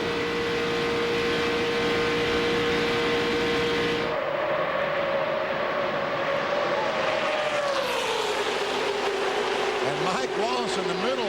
That middle row is not going anywhere right now, Mike. Well, it just feels like all of a sudden the intensity just notched up a little bit. They'd run along fairly calmly for the longest time, and all of a sudden the pack is accordioned together again, and here it goes.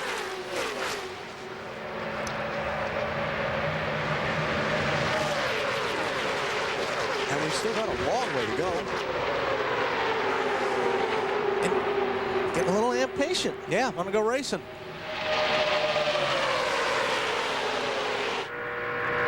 Michael Waltrip.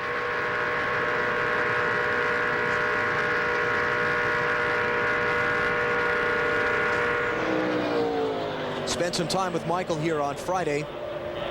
Obviously, he's had his only success of this 2001 season on the Restrictor-Plate tracks with a win in the Daytona 500 and a second-place finish in the Pepsi 400 at Daytona. With all that's been swirling around and about him, rumors of his perhaps demise with that team, which have, by the way, been denied by team management. Michael said, I'd sure like to have a great run, maybe win another race on Sunday. Put a lot of that to rest.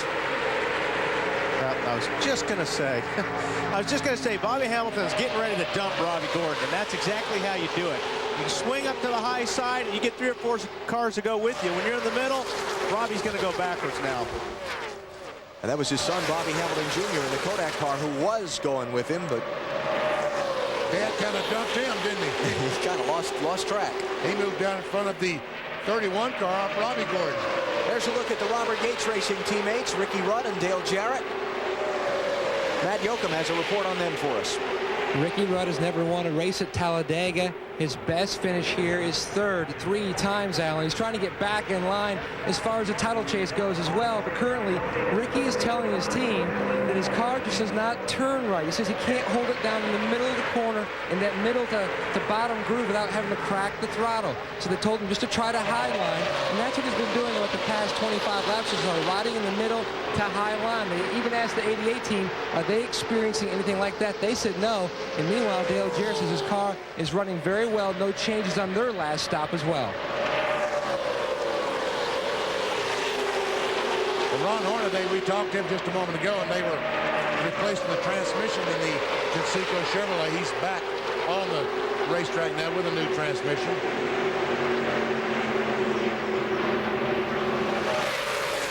Mike Wallace up in that outside lane, jumping up in front of Bobby Hamilton. Hamilton had a strong car in yesterday's final practice. He fell back earlier. Bill, he's picking his way back to the front. And we're with his crew chief, Jimmy Yelich. How's your car and how's that overheating situation? Well, the car's really good. You know, we had a set of tires there at the beginning. It was a little bit free on the entry, and we got that taken care of. And we got the thing too hot. You know, we were tucked up behind Harvick there, and the temperature got real hot, so we backed off there and let the thing cool down, and got that caution, and just for safety reasons, we just felt like we'd go ahead and just run some water through it just to make sure that we didn't push any water out of it. You know, since my father builds engines, he's probably hollering at the TV right about now saying you had too damn much tape on the thing. So we took a little bit of tape off too for you, Dad. So Benny was yelling at you, too, about that, just so you know. You know, it's always a heated discussion at the dinner table. You know, he wants his motors to run cool, and I'm trying to make the cars run fast. And I'm sure our motor guy said the same thing, but everything's fine. I mean, the car's good. We're just playing chess at 200 miles an hour. Alan? Rook to night 3. His whatever dad, those chess moves are. His dad is Terry Elledge, the chief engine builder up at Bill Davis Racing for Ward Burton and Dave Blaney. And that's a trade-off we've talked about in other shows, is that you put more tape on these cars, they're better aerodynamically. They will go faster and they'll handle better with more tape. But the trade-off is that's not enough air to the engine, so you'll run higher temperatures. So there's a real close balance you have to work with there. 62 laps to go at Talladega. Bobby Labonte is the leader. You're watching NASCAR 500 at Talladega, presented by Dodge. NASCAR on NBC with race 31 of the 2001 season.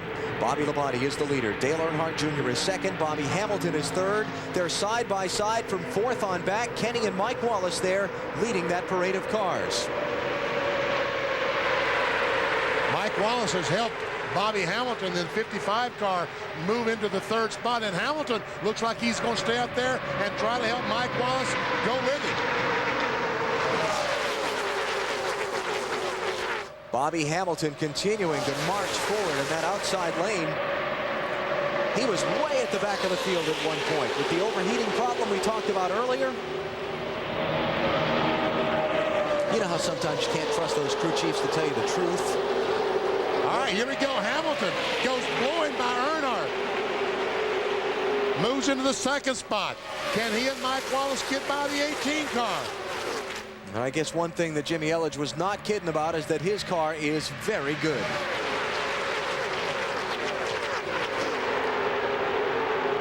Boy, look good yesterday at Happy Hour. He went from the back to the front. He was in every single lane. New leader, Bobby Hamilton. If he can just make it around to the line. Caution, there's debris on the racetrack. They're coming to the yellow flag. Second one of the race. Well, around just caution is out. Debris somewhere. And they'll race back to this yellow.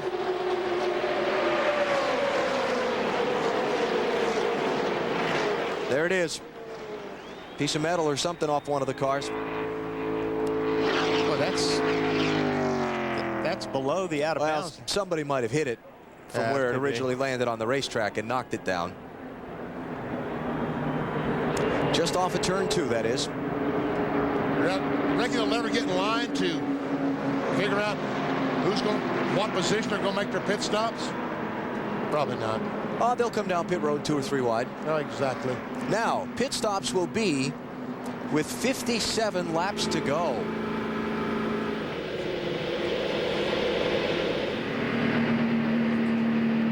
That'll make things interesting. With how many? 67? 57. 57. Yeah. Some cars can make it. Yeah. And a lot can't. Yeah, you are right. So, would you stay out an extra lap or two? Come in right at the end? Get fuel? You know what that was? That was that lower molding they use on the bottom of the front air dams on the cars. Yeah. Yep. The lower front air dam skirt is now missing from half of somebody's car. And that will make that car not handle too well. And that was in the tri-oval, by the way. Okay. That was out here on the front side. So that was the correct piece of debris for the caution. We had the wrong debris. Road is open. 2 tires or 4. Got to get it full of fuel. I think that if you've got to stop again, you'll change 4 tires. If you're going to make it the rest of the way, you'll probably change 4 tires. So I expect to see most cars change 4 tires. Critical pit stops, Dave Burns. And of course, giving up second place now is Mike Wallace. They removed tearaway to give Mike better vision. He needs all he can get, running up front as he has been all day. They're going to change 4 tires, get fuel, and send him on his way. Bill. Well, Bobby Hamilton is in. They'll tear away their windshield plastic coating and give him 4 tires and fuel. They'll be very close on getting to the end, Marty. Jeff Gordon trying to make it 6 straight years with a Restrictor-Plate win. They are a little bit loose, but better than they've been all day long. Half a round of wedge into the left side. This will put them 1 lap short of being able to make it all the way on fuel. They'll need some help with some cautions. To Matt Yoakum. No adjustments for Sterling Marlin. Just 4 tires, and they pack the fuel, some full of fuel, but Sterling will have to stop again. Lee McCall told me they are 6 laps shy from their estimates of making it to the distance. So 4 tires and the top off of the fuel tank, but if the caution doesn't wave again, some people are going to not have enough gasoline to get to the checkers. Dale, I know how you loved trucks when you were growing up, and if you want to race that big brown truck, I want you to know that I'll support you 100%. I mean, it's a nice truck, nice brown, everybody. Dad, I'm not driving the truck. How about some pie?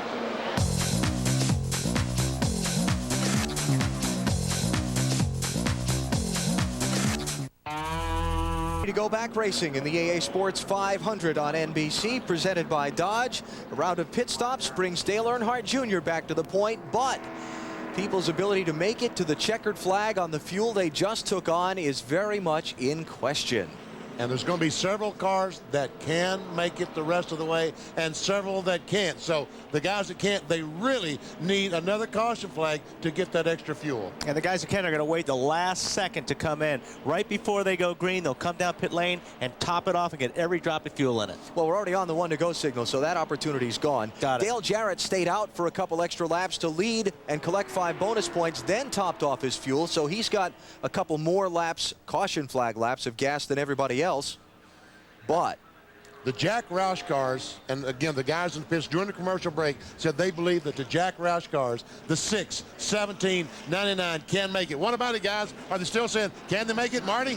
Well, the 17, Benny told me they can make it all the way on fuel. I talked to Dale Earnhardt Jr. They're just close enough where they will not take a risk as of right now going all the way on fuel, but his teammate Michael Waltrip will take that chance of taking the risk to go all the way on fuel. To Bill Weber. Well, talking about DEI, let's start with the 1 car. They say they can make it. They will go for it and try and reach the finish. The 55 of Bobby Hamilton cannot make it, but the 6 car of Mark Martin can. The green is back out, guys. Mike Wallace has been great on restart since getting into that 12 car. He jumps to the outside of Bobby Labonte back there for 4th. But Mike Wallace is on the outside, but he has no one to go with him. And we see Jeff Gordon pulls up behind Bobby Labonte and leaves Mike Wallace, a 12 car, in the dust. But now Kenny Wallace, his brother, the 1 car, pulls up behind the 12. That will help his progress. 53 laps to go. Dale Earnhardt Jr. leads. Bobby Hamilton is 2nd. The 97 and 29 cars are not on the lead lap. Harvick and Busch are in 31st and 32nd. The first car is 1 lap down. Also in that mix among those cars, Jerry Nadeau in the 25. He is in 36th place, 4 laps down, after they had a broken shock earlier in the race. Jeff Gordon for 3rd, make it 4th spot on Mike Wallace.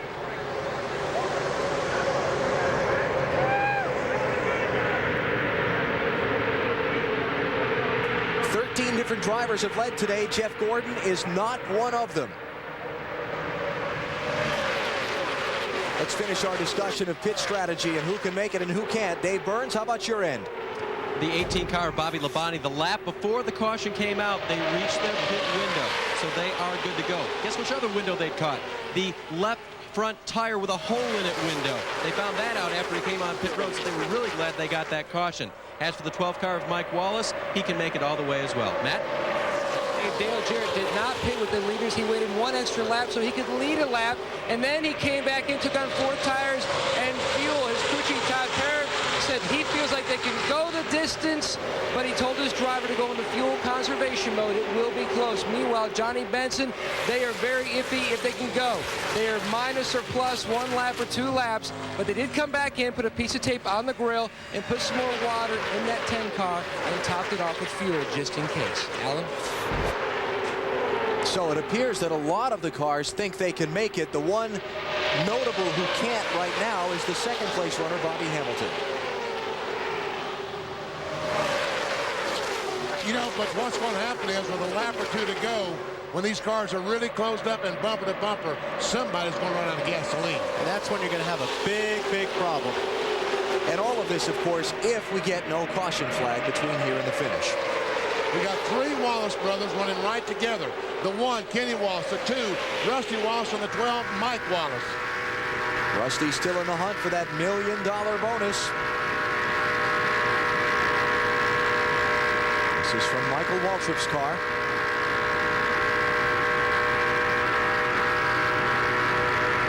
Hey, that Napa machine has been strong all day, too. Outside for the lead, Bobby Hamilton on Dale Jr.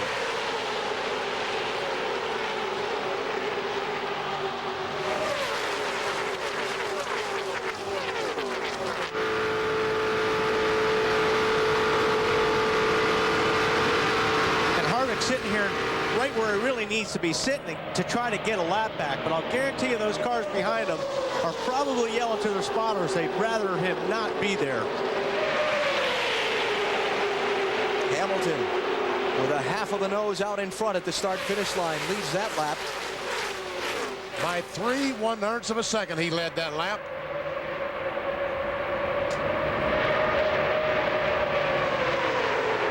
Marty still working on that fuel calculation down in Dale Jr.'s pit.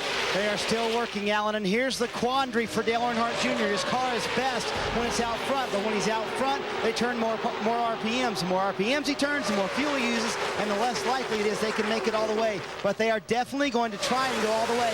That is Jeff Clark, the engine man for Dale Earnhardt Jr. They are calculating and recalculating. They are going to go for it, but they still come up that they will be 1 lap short. Alan, you'd have a hard time down there. I don't know where you guys come up with this thing about me having a hard time with math. We'd be running out of gas. Yeah, 5 laps before 5 laps to go, yes, sir. You'd be lucky to make it to the finish because you'd hit something by then. Yeah. Did you see? Right. The way you drove at the go-kart track last night, you would. Did you see Michael Waltrip, as soon as he had the chance, dive in behind his teammate, Dale Earnhardt Jr., the 8 car? These 2 guys are going to try to do exactly what they did in the Pepsi 400 in Daytona. I was thinking that was kind of a quandary for Michael when he got up there behind Hamilton and was pushing him up to the side of Junior. There's a 7 car, Kevin LePage. He's back in the 15th position.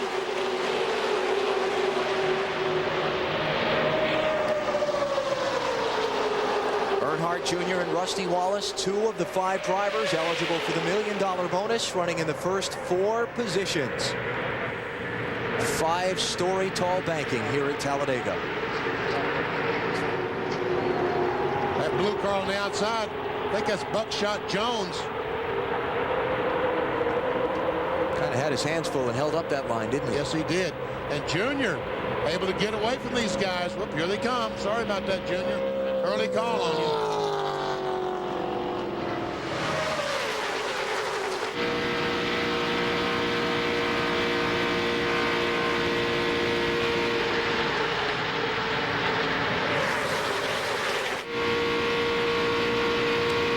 Like this all the way to the finish. More drama to come from Talladega. Don't go away. Dale Earnhardt Jr. is your leader. The EA Sports 500 from Talladega on NBC, presented by Dodge. 30 cars are on the lead lap. They're all in the pack. Right there. Dale Earnhardt Jr., Bobby Labonte, Michael Waltrip. They've been the 3 dominant drivers of this race. Earnhardt Jr. has led the most laps. Michael Waltrip second most. Talk about 30 cars being on the lead lap. That is the lead, the 8 car, the red car, Dale Earnhardt Jr., the 55, Bobby Hamilton, and the 88 car, Dale Jarrett, is 30th. He is 3 seconds behind these leaders, which now is the 8 car of Dale Earnhardt Jr. It's probably easier for me to tell you who's not on the lead lap than who is, because as you see the pack, they're racing for those. Wow, look at that. What happened to Michael Waltrip? How did Junior get away like that? Michael looks like he's been trying to get down He's got underneath that yellow line twice. I don't know why. Looks like he's running fine, though. Maybe just laying back to try to get a run and do this to see how good his car is. But Hamilton moves over and blocks that move. Waltrip looks to the outside. There's our Williams race chase. Earnhardt back to 30th place, Dale Jarrett. And that 3-second gap Benny was telling you about.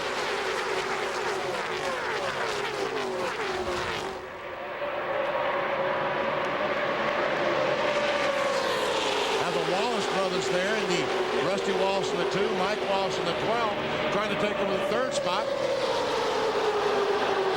So, of the 43 who are in the race, Todd Bodine, Elliott Sadler, Casey Atwood, they're all out after a lap 95 accident. Jeff Purvis had a rear-end failure at lap 86. Jimmy Spencer an engine failure at lap 18. Those are the only cars off the track.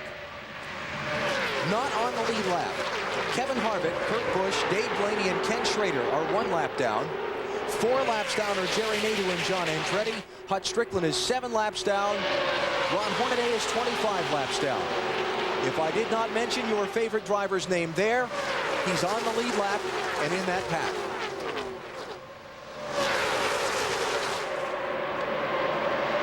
Well, the Wallace brothers have finally gotten by these cars, and here comes the other brother, Kenny Wallace. 4 wide. Stacy Compton on the outside. Ricky Rudd, Bobby Hamilton in the middle. Bobby Labonte down low.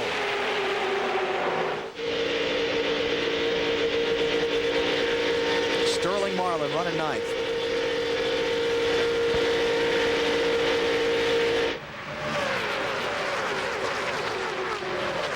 Kenny Wallace's car didn't look too good in that corner, did it, Wally? No, it did not. In fact, it was a handful. Only 2 cautions in the race so far. A crash at lap 95 that I mentioned a minute ago, and a debris caution at lap 131. It's been a very clean race so far, but the tension is building as we close in on the finish moments ago involving Jerry Nadeau. All by himself. 1 car accident. He was back. He was 4 laps down. There you see him start. The car all by himself, just around it goes.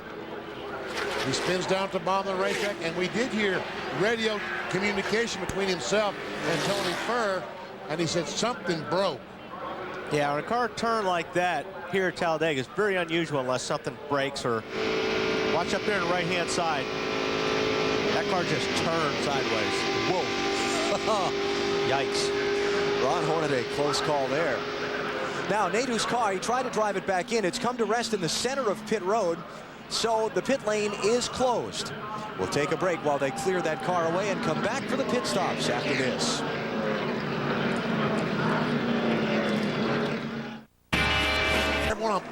I think every one of them's going to stay on the racetrack. I don't think anybody's going to pit. It's coming down to crunch time back at Talladega. We're listening to Michael Waltrip's radio traffic. Discussions between he and crew chief Slugger Labby. Pit road is open. Who's coming in? Who's staying out? Michael is 5th in line. You want me to stay out, right? Yeah, 10-4. And he's going to stay on the track. Dave Burns. And the 2-car of Rusty Wallace will come in. Crew Chief Robert Pemberton radioed to him. Our fuel mileage is getting worse every time. It's too close to risk, Rusty. Rusty will go on his call. No tires, fuel only for the 2-car. Matt? Sterling Marlin only needs 3.5 gallons. Jerry Schweitz has got the can in, and Sterling pulls away to Bill. This saves Bobby Hamilton. He would have been 3 laps short on fuel. Marty? Junior's already gone. He only got 1 gallon of fuel, 1 second on pit road. That's all they needed. To Bill Weber. Getting 4 tires for Bobby Hamilton and a track bar adjustment to free him up just a little. He'll be at the pack, but they think this car and this strategy is good enough to sweep Talladega. Well, most everybody just took a splash of fuel. Hamilton got tires. Jeff Gordon got tires. Well, Jeff Gordon got tires because he needed them. 334-point lead. He cannot take any chances with just a few laps to go for the NASCAR Winston Cup Championship. Michael Waltrip, Ricky Rudd, Ward Burton, Kevin LePage, Robbie Gordon, Jeff Burton, Kenny Wallace, they all stayed on the track. A couple of more as well. The see Robert Presley, Bobby Hamilton Jr., Mark Martin, Matt Kenseth, and Dale Jarrett all stayed out and did not pit under this caution. Back for the restart after this. Sports 500 from Talladega, presented by Dodge. It's going to be a dramatic finish to this one, and then we pick up and head off to the Valley of the Sun. Next weekend, our NASCAR action starts on Friday with Bud Pole qualifying at 4:30 Eastern Time on CNN Sports Illustrated. Next Saturday, it's the Outback Steakhouse 200 from Phoenix for the NASCAR Busch Series at 3 Eastern Time, followed immediately by coverage of Winston Cup final practice. Then next Sunday, NASCAR Winston Cup racing from the Phoenix Mile at 2 Eastern Time on NBC. There'll be 5 races to go in the season, and that's always a good one. Very good race. We'll look forward to that one next Sunday. We're still not ready for the restart here, so let's take another break and come back for more. Will the owner of a white Ford Taurus please race the big brown truck?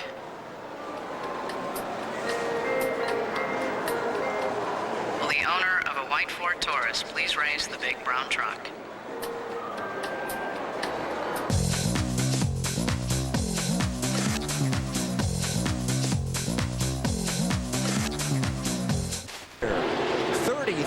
Laps to go, green flag. Michael Waltrip is the leader. This is where it gets touchy. Normally in the past, the closer we have restarts towards the end of the race, that's normally when we have trouble. That's when the big wrecks happen, so hopefully we can keep it clean. 30 cars on the lead lap. Bobby Hamilton and Jeff Gordon, who took tires on that caution, are restarting in 21st and 22nd positions. The top 12 did not stop. First one on the line, Robbie Gordon, going after Kevin LePage for 5th. Not working too good. Dale Earnhardt Jr. back in 13th on the restart. He was the leader to the caution. There he is on the outside.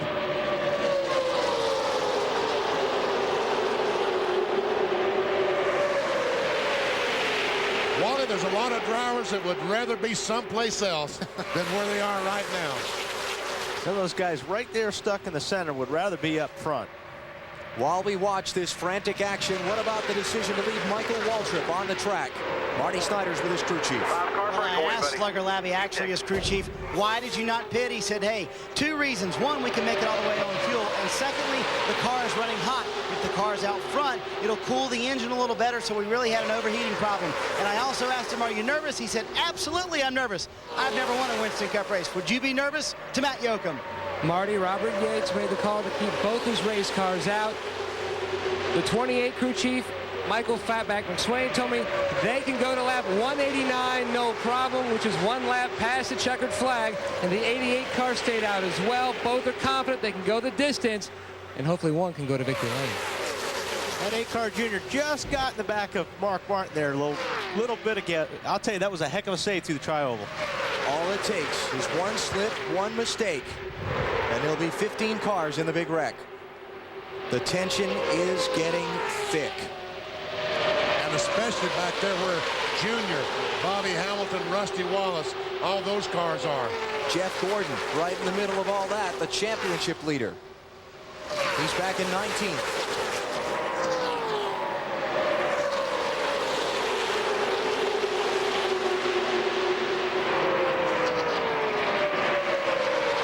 Look at Junior go.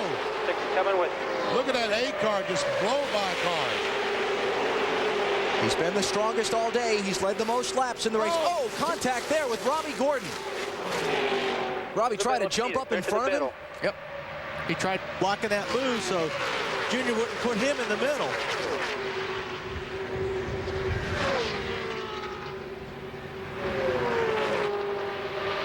Kevin LePage, Jeff Burton there, side by side. That's for 5th.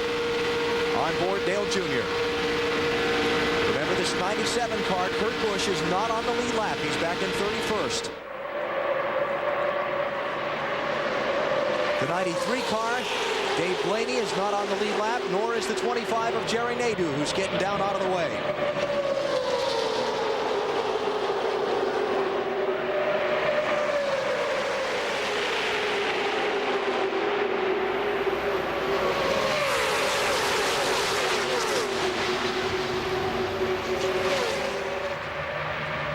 Junior just turns left, coming off turn 2, and goes by the 97 car.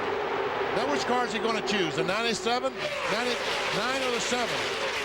Or will he go 3 wide by himself? Doesn't look like he needs much help when he wants to pass somebody.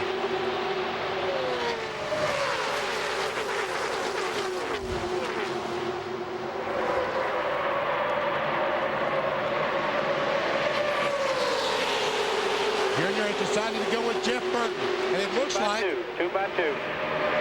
I started saying it was a wise decision, but the 7 car, LePage, is still right there. Marty Snyder. Boy, guys, this looks a lot like the Pepsi 400 from Daytona. Remember, at the end of that race, Junior restarted 6 with 6 laps to go. Today, he restarted 13th with many more laps than that to work with, and it looks like he's headed back to the front again. He's got a long way to go. 28 laps, that's a long way here at Talladega. Right on the back bumper of Jeff Burton.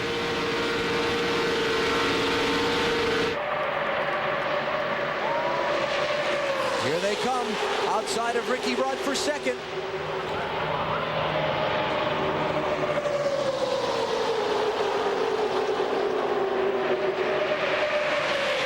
Dale Jr. on $1 million ride toward the front. Remember, he's one of the 5 drivers that can take the Noble 5 bonus. Jeff Burton to the lead, Dale Jr. to second. And they just blew by Michael Walter. It's Michael waving his hand at Ricky Rudd for. Michael Waltrip was waving his hand inside the car when Ricky Rudd ducked to his outside. I thought maybe he was saying, come on, hook up with me, but he's losing spots. He's on the bottom of the racetrack. It looks like Michael Waltrip has a problem.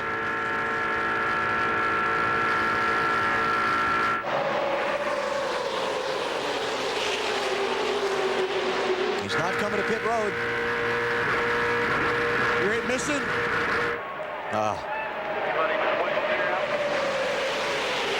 Man, what a tough break. Said might be a red limiter going bad, is what he said. Tough break for Michael. He's fallen back into the field. Jeff Burton is the leader. Dale Earnhardt Jr. is second. 26 laps to go in the EA Sports 500 from Talladega on NBC. Not going to be the last lead change we see, the way this thing's shaping up in the final laps. 30 cars on the lead lap. They're all in a big bunch. A couple of lap cars mixed in. The guy that helped him get there is 29 car of Kevin Harvick, who they had a little contact last week and some words at Martinsville. But like they said earlier, you got to put that behind you. When you strap in a race car, it's a new day, it's a new race, especially when you come place like Talladega, where you really even can't think about paybacks or anything like that. 22 laps to go, Walter. You got a couple of lap cars up there at the front of the pack. Harvick in the 29, Kurt Busch in the 97, in among the leaders. Well, that's their place. If I'm on the lead lap, I'm screaming, wanting them guys to get out of there so we can go racing. But if I'm a lap down, I gotta stay there in case the yellow comes out so I can get my lap back. Well, I think those guys have every reason, every right to be there until about 10 laps to go. They should stay there. And I agree with you, Benny. At 10 laps to go, they should get out of there and let those guys race. Earnhardt Jr. rides Hamilton up off the bottom lane, back out front. His teammate Kenny Wallace is pushing him.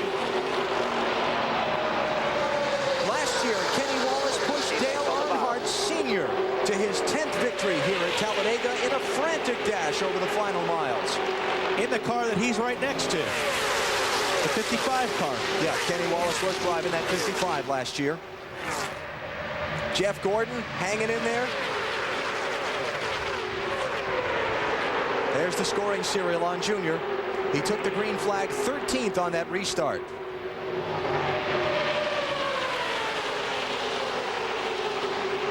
Here goes Hamilton back on the outside. It really is amazing how the inside-outside line all of a sudden seems like one of them is an advantage. Checking the race for the championship. 6 races to go, including today's. Jeff Gordon and Ricky Rudd. Gordon running 7th. Rudd shuffled back to 18th. He was 2nd on the restart. 2-0.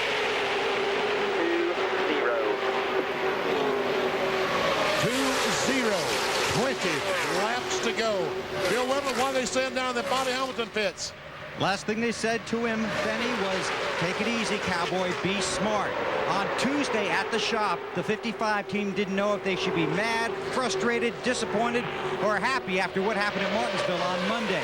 They thought they had a car that could win the race, and then it got taken away from them. So they came in here knowing what they did at Talladega in April, not only to win this race, but to get back the one that was taken from them last Monday. They desperately want to go to victory lane today after what happened at Martinsville. Look at Rusty Wallace riding the rim. 4 wide back there. And I tell you what, Rusty Wallace went in turn 3 that time on the outside, 4 wide. And here he still comes on 3 deep on the outside.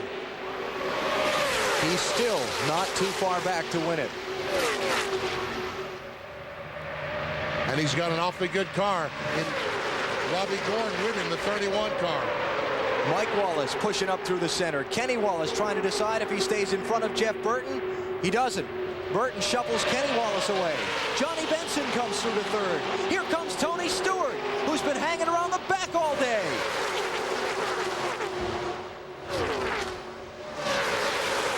Michael Waltrip leading the race moments ago. He's on pit road now, Marty. And remember, we told you that's one of the reasons he stayed out, Alan, was because the car was overheating, and that eventually looks like what will do it. Michael Waltrip today, an overheated and cooked engine as he sits on pit road. Dale Earnhardt Jr. to the lead. Bobby Hamilton shuffled back a couple of car lengths in the outside.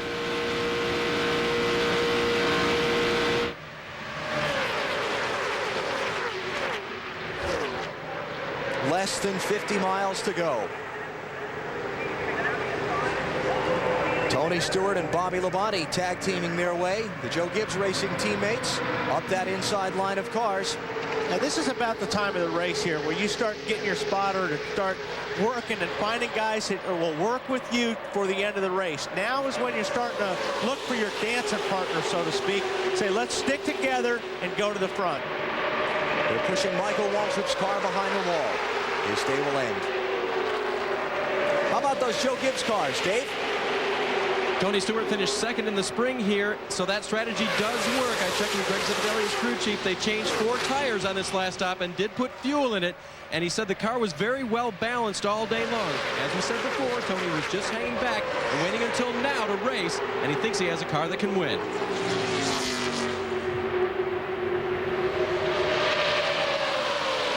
Looks like Junior's going to be awfully hard to beat. Matt Kenseth, Bobby Hamilton. This is for 4th. Looking back from Johnny Benson's car.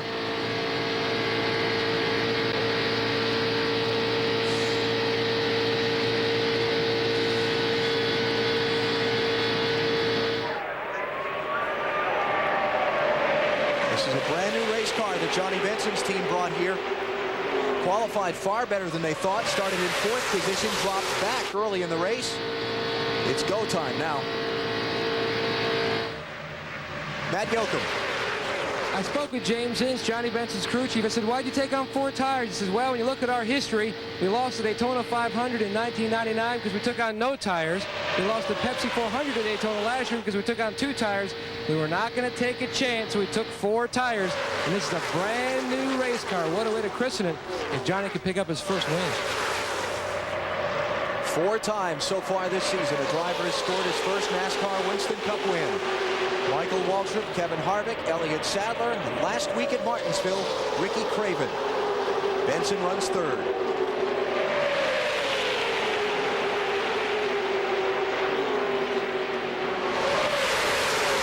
Stewart was trying everything he can. As soon as he clears that 55, I wouldn't be surprised to see him move up to that top lane. He tried crowding the 55 off the bottom lane there. He tried moving up on the 55, but he wasn't having any of it. He's kind of boxed in. Yep. As long as Hamilton keeps him pinned down, he can't go anyplace. It looks like the 17 car might be a little bit loose getting that last corner there.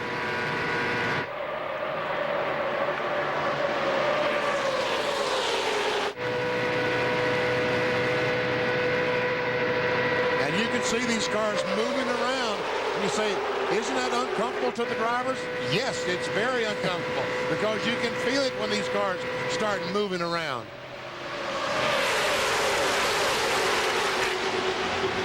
Dale Earnhardt Jr. has led 57 of the 175 laps that have been run so far today. He has had the dominant car. He's been right up the front of the pack all race long. I don't think you can help it good. We heard the report from pit road earlier how even after his dominating win in the Pepsi 400 at Daytona, the Dale Earnhardt Incorporated team went back to work on their engines to bring further increased horsepower here. I guess if they felt they needed validation from their Pepsi 400 win after some people threw around the fix word. See Kyle Petty up there in the 45 car, very high. Something has happened to Kyle's car. He has now gone one lap down to this group of cars.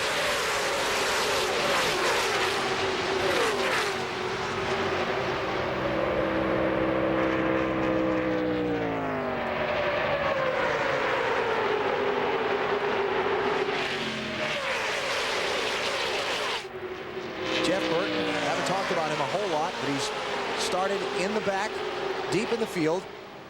33rd place. They had to fix the left front fender on his car after the happy hour crash yesterday. He got up to the front of the pack early in the race. I'll tell you what, another guy that's done a great job the last few laps is Joe Nemechek on that last caution flag. They came in early, replaced a faulty shock absorber on the left front, and Nemechek has worked his way back up to the 10th position. Marty. Hey guys, look who I found in Dale Earnhardt Jr.'s pits. I think Wilson is afraid of these high speeds and all this close racing here at Talladega. Wilson has been evicted from the car. He now sits on the pit box. Too much bad luck, they said. So Dale Jr. said, get it out of the car, put it on the pit box. Maybe it'll change our luck this week. And looks like it might be working out pretty good for these guys. If you're not familiar, Dale Earnhardt Jr. carried Wilson, the volleyball, from the movie Castaway with him to a couple of victories. At Dover, he had it on board and won the race, right? That was the first time that he took Wilson for a ride, and they pulled off the win. I said a couple of victories. To that one victory, and then he had him on board the next week, and things didn't work quite as well. 11 to go, 11.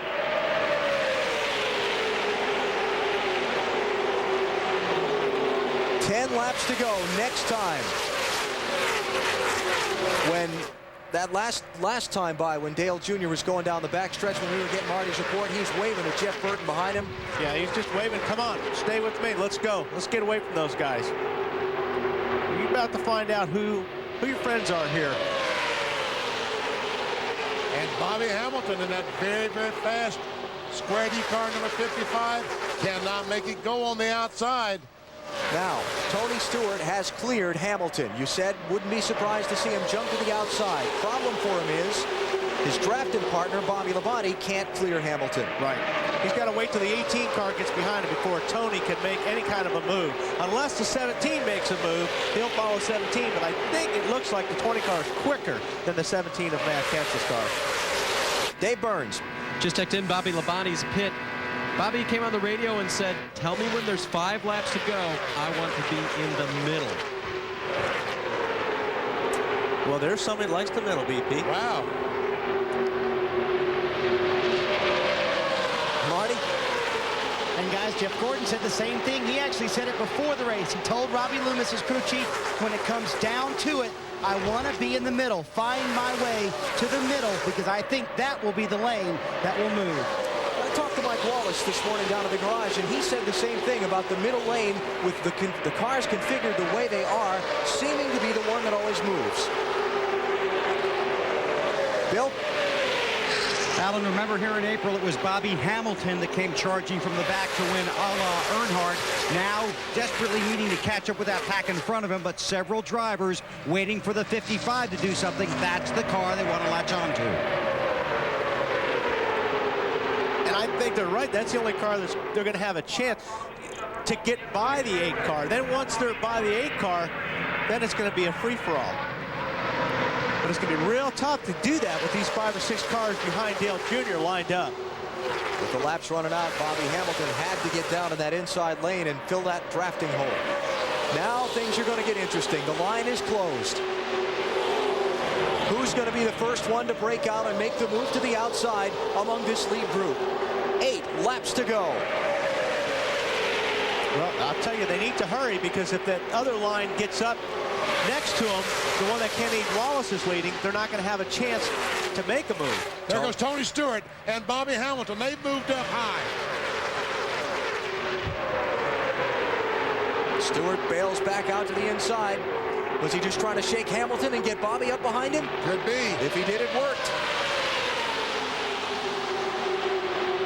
Now the 2 Gibbs cars are together. You got 2 Roush cars up there, Kenseth and Burton. Dale Jr.'s all alone. He lost his drafting partner when Michael Waltrip went out of the race. Kenny Wallace, there in the yellow car, hung back in traffic. Here comes Stewart, outside of Kenseth.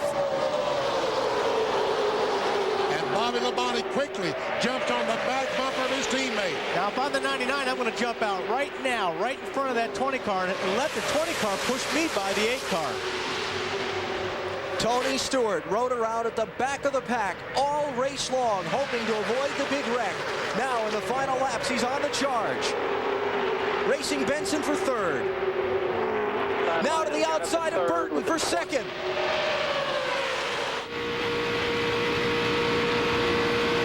Protect the top side.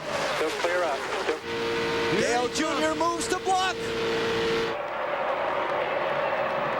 And Hamilton is in the middle. Is that the spot to be?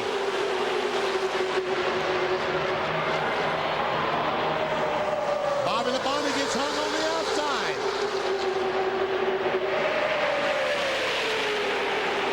Six laps to go.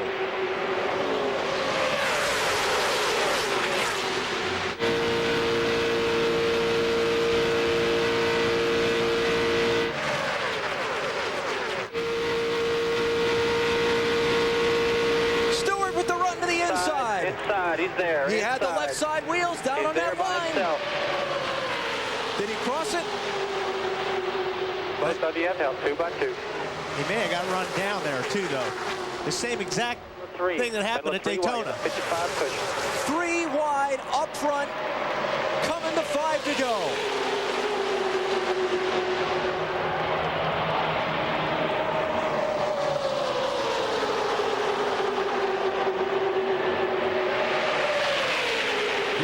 The flagman held out that time, 5 fingers. Please don't anybody make a mistake. It's 3 wide behind you. Well, there's the middle lane. Ty Norris, Dale Earnhardt Jr. spotter.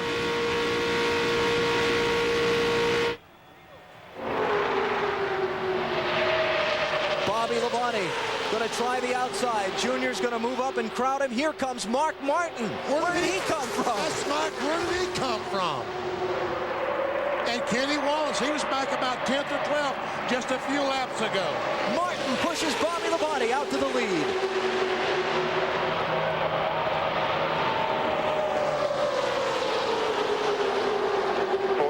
Labonte led 24 laps earlier today. He's got a very strong car. Look at Bobby Hamilton force a hole to the inside of Kenny Wallace. I tell you what, right now, if it's about 12 feet wide, they're going to put a car in it.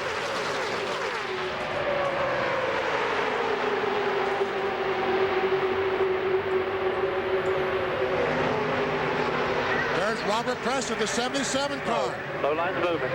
Look at Tony Stewart. Look at that run. Stewart to 2nd. Hamilton by Dale Jr.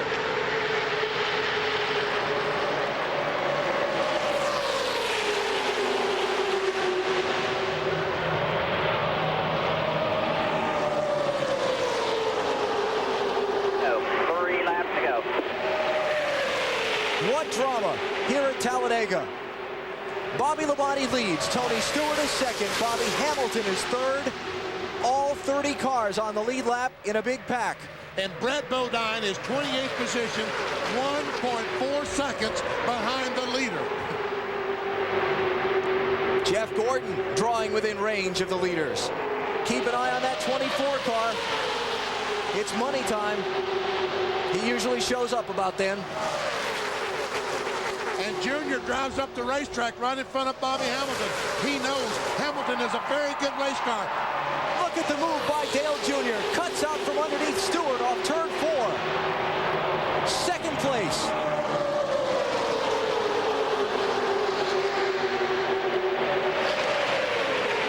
And 2 more laps.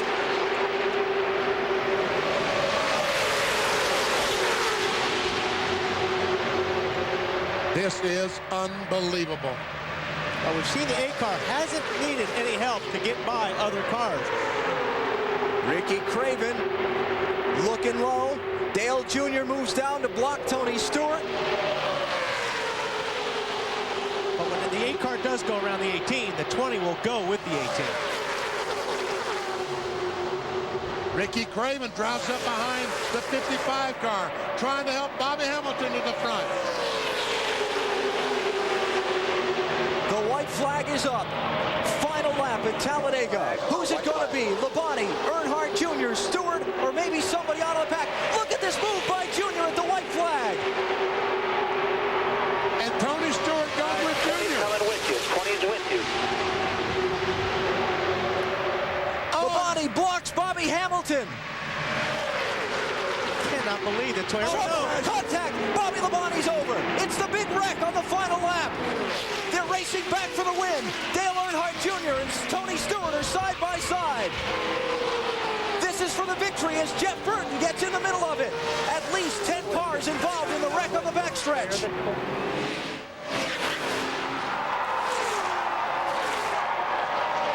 Burton and Stewart are side by side. That's all Earnhardt Jr. needs to see. Dale Earnhardt Jr. has won the $1 million bonus here at Talladega. Easy around this corner because there's a big crash on the back straightaway.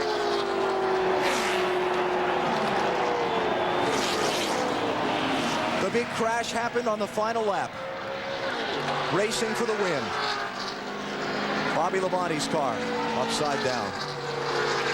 Ricky Craven just climbed from his car. Terry Labonte driving back around.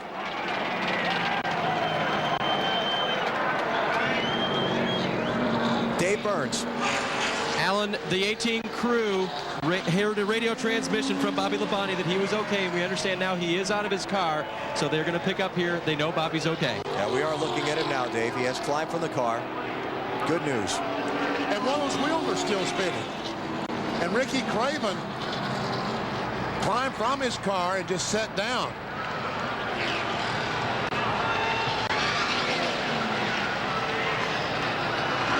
There you see him sitting on the ground. Wow. Ricky Rudd trying to make it around to the finish line.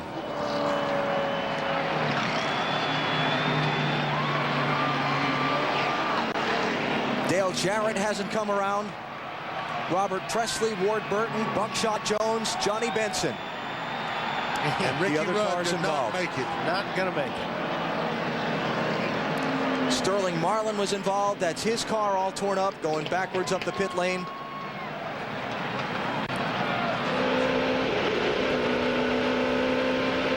On board with Sterling. There's Robert Presley's car. Bill Elliott was involved. He's coming backwards up the pit lane. There's Dale Jarrett's car. Never made it to the checkered flag. Ward Burton trying to get to the checkers.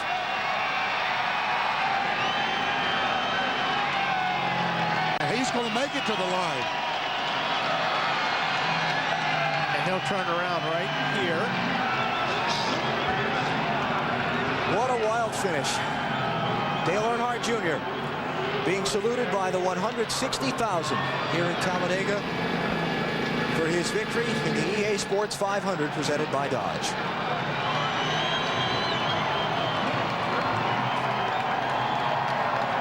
Let's mention that Jeff Gordon, the championship leader, did get through the wreck. He came to the checkered flag in 7th.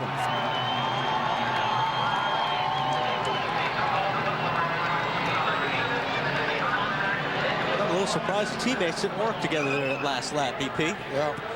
Let's go back and take a look at it. White flag was up. We were on the final lap of the race.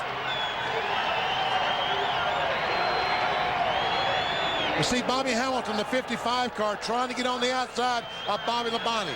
Labonte comes back down the hill, and now all of a sudden they're 4 wide. And Hamilton gets in the left rear of Bobby Labonte's car, and we see the car start tumbling down the backstretch. And there's not a whole lot you can do. When you're behind that, all you see is smoke and cars go sideways. You just try to hold the steering wheel straight and get through it somehow. Rode the roof the whole way, never flipped over. Just on the roof, and that's how it rode the whole way down the backstretch. Hard crash for Benson there. Mike Wallace.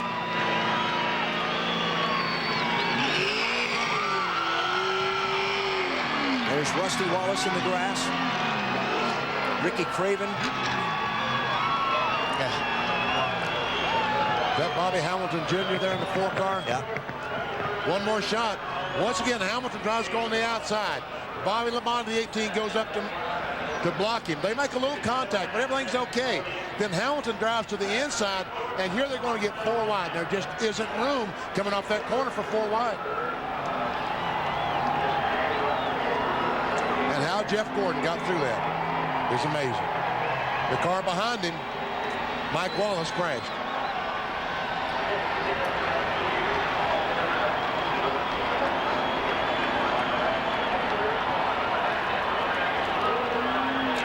They got within a half a lap of the checkered flag. Just listen to this.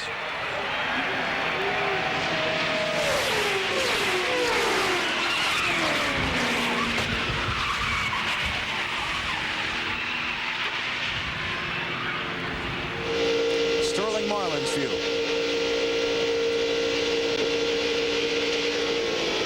In front of you. Go low, go low, go low. He actually got hit, it looks like. He was trying to go straight through it, and somebody got into the back of him and turned him sideways. Oh, man, that was close. That was close. Buckshot Jones. They finally come to a meeting. Johnny Benson.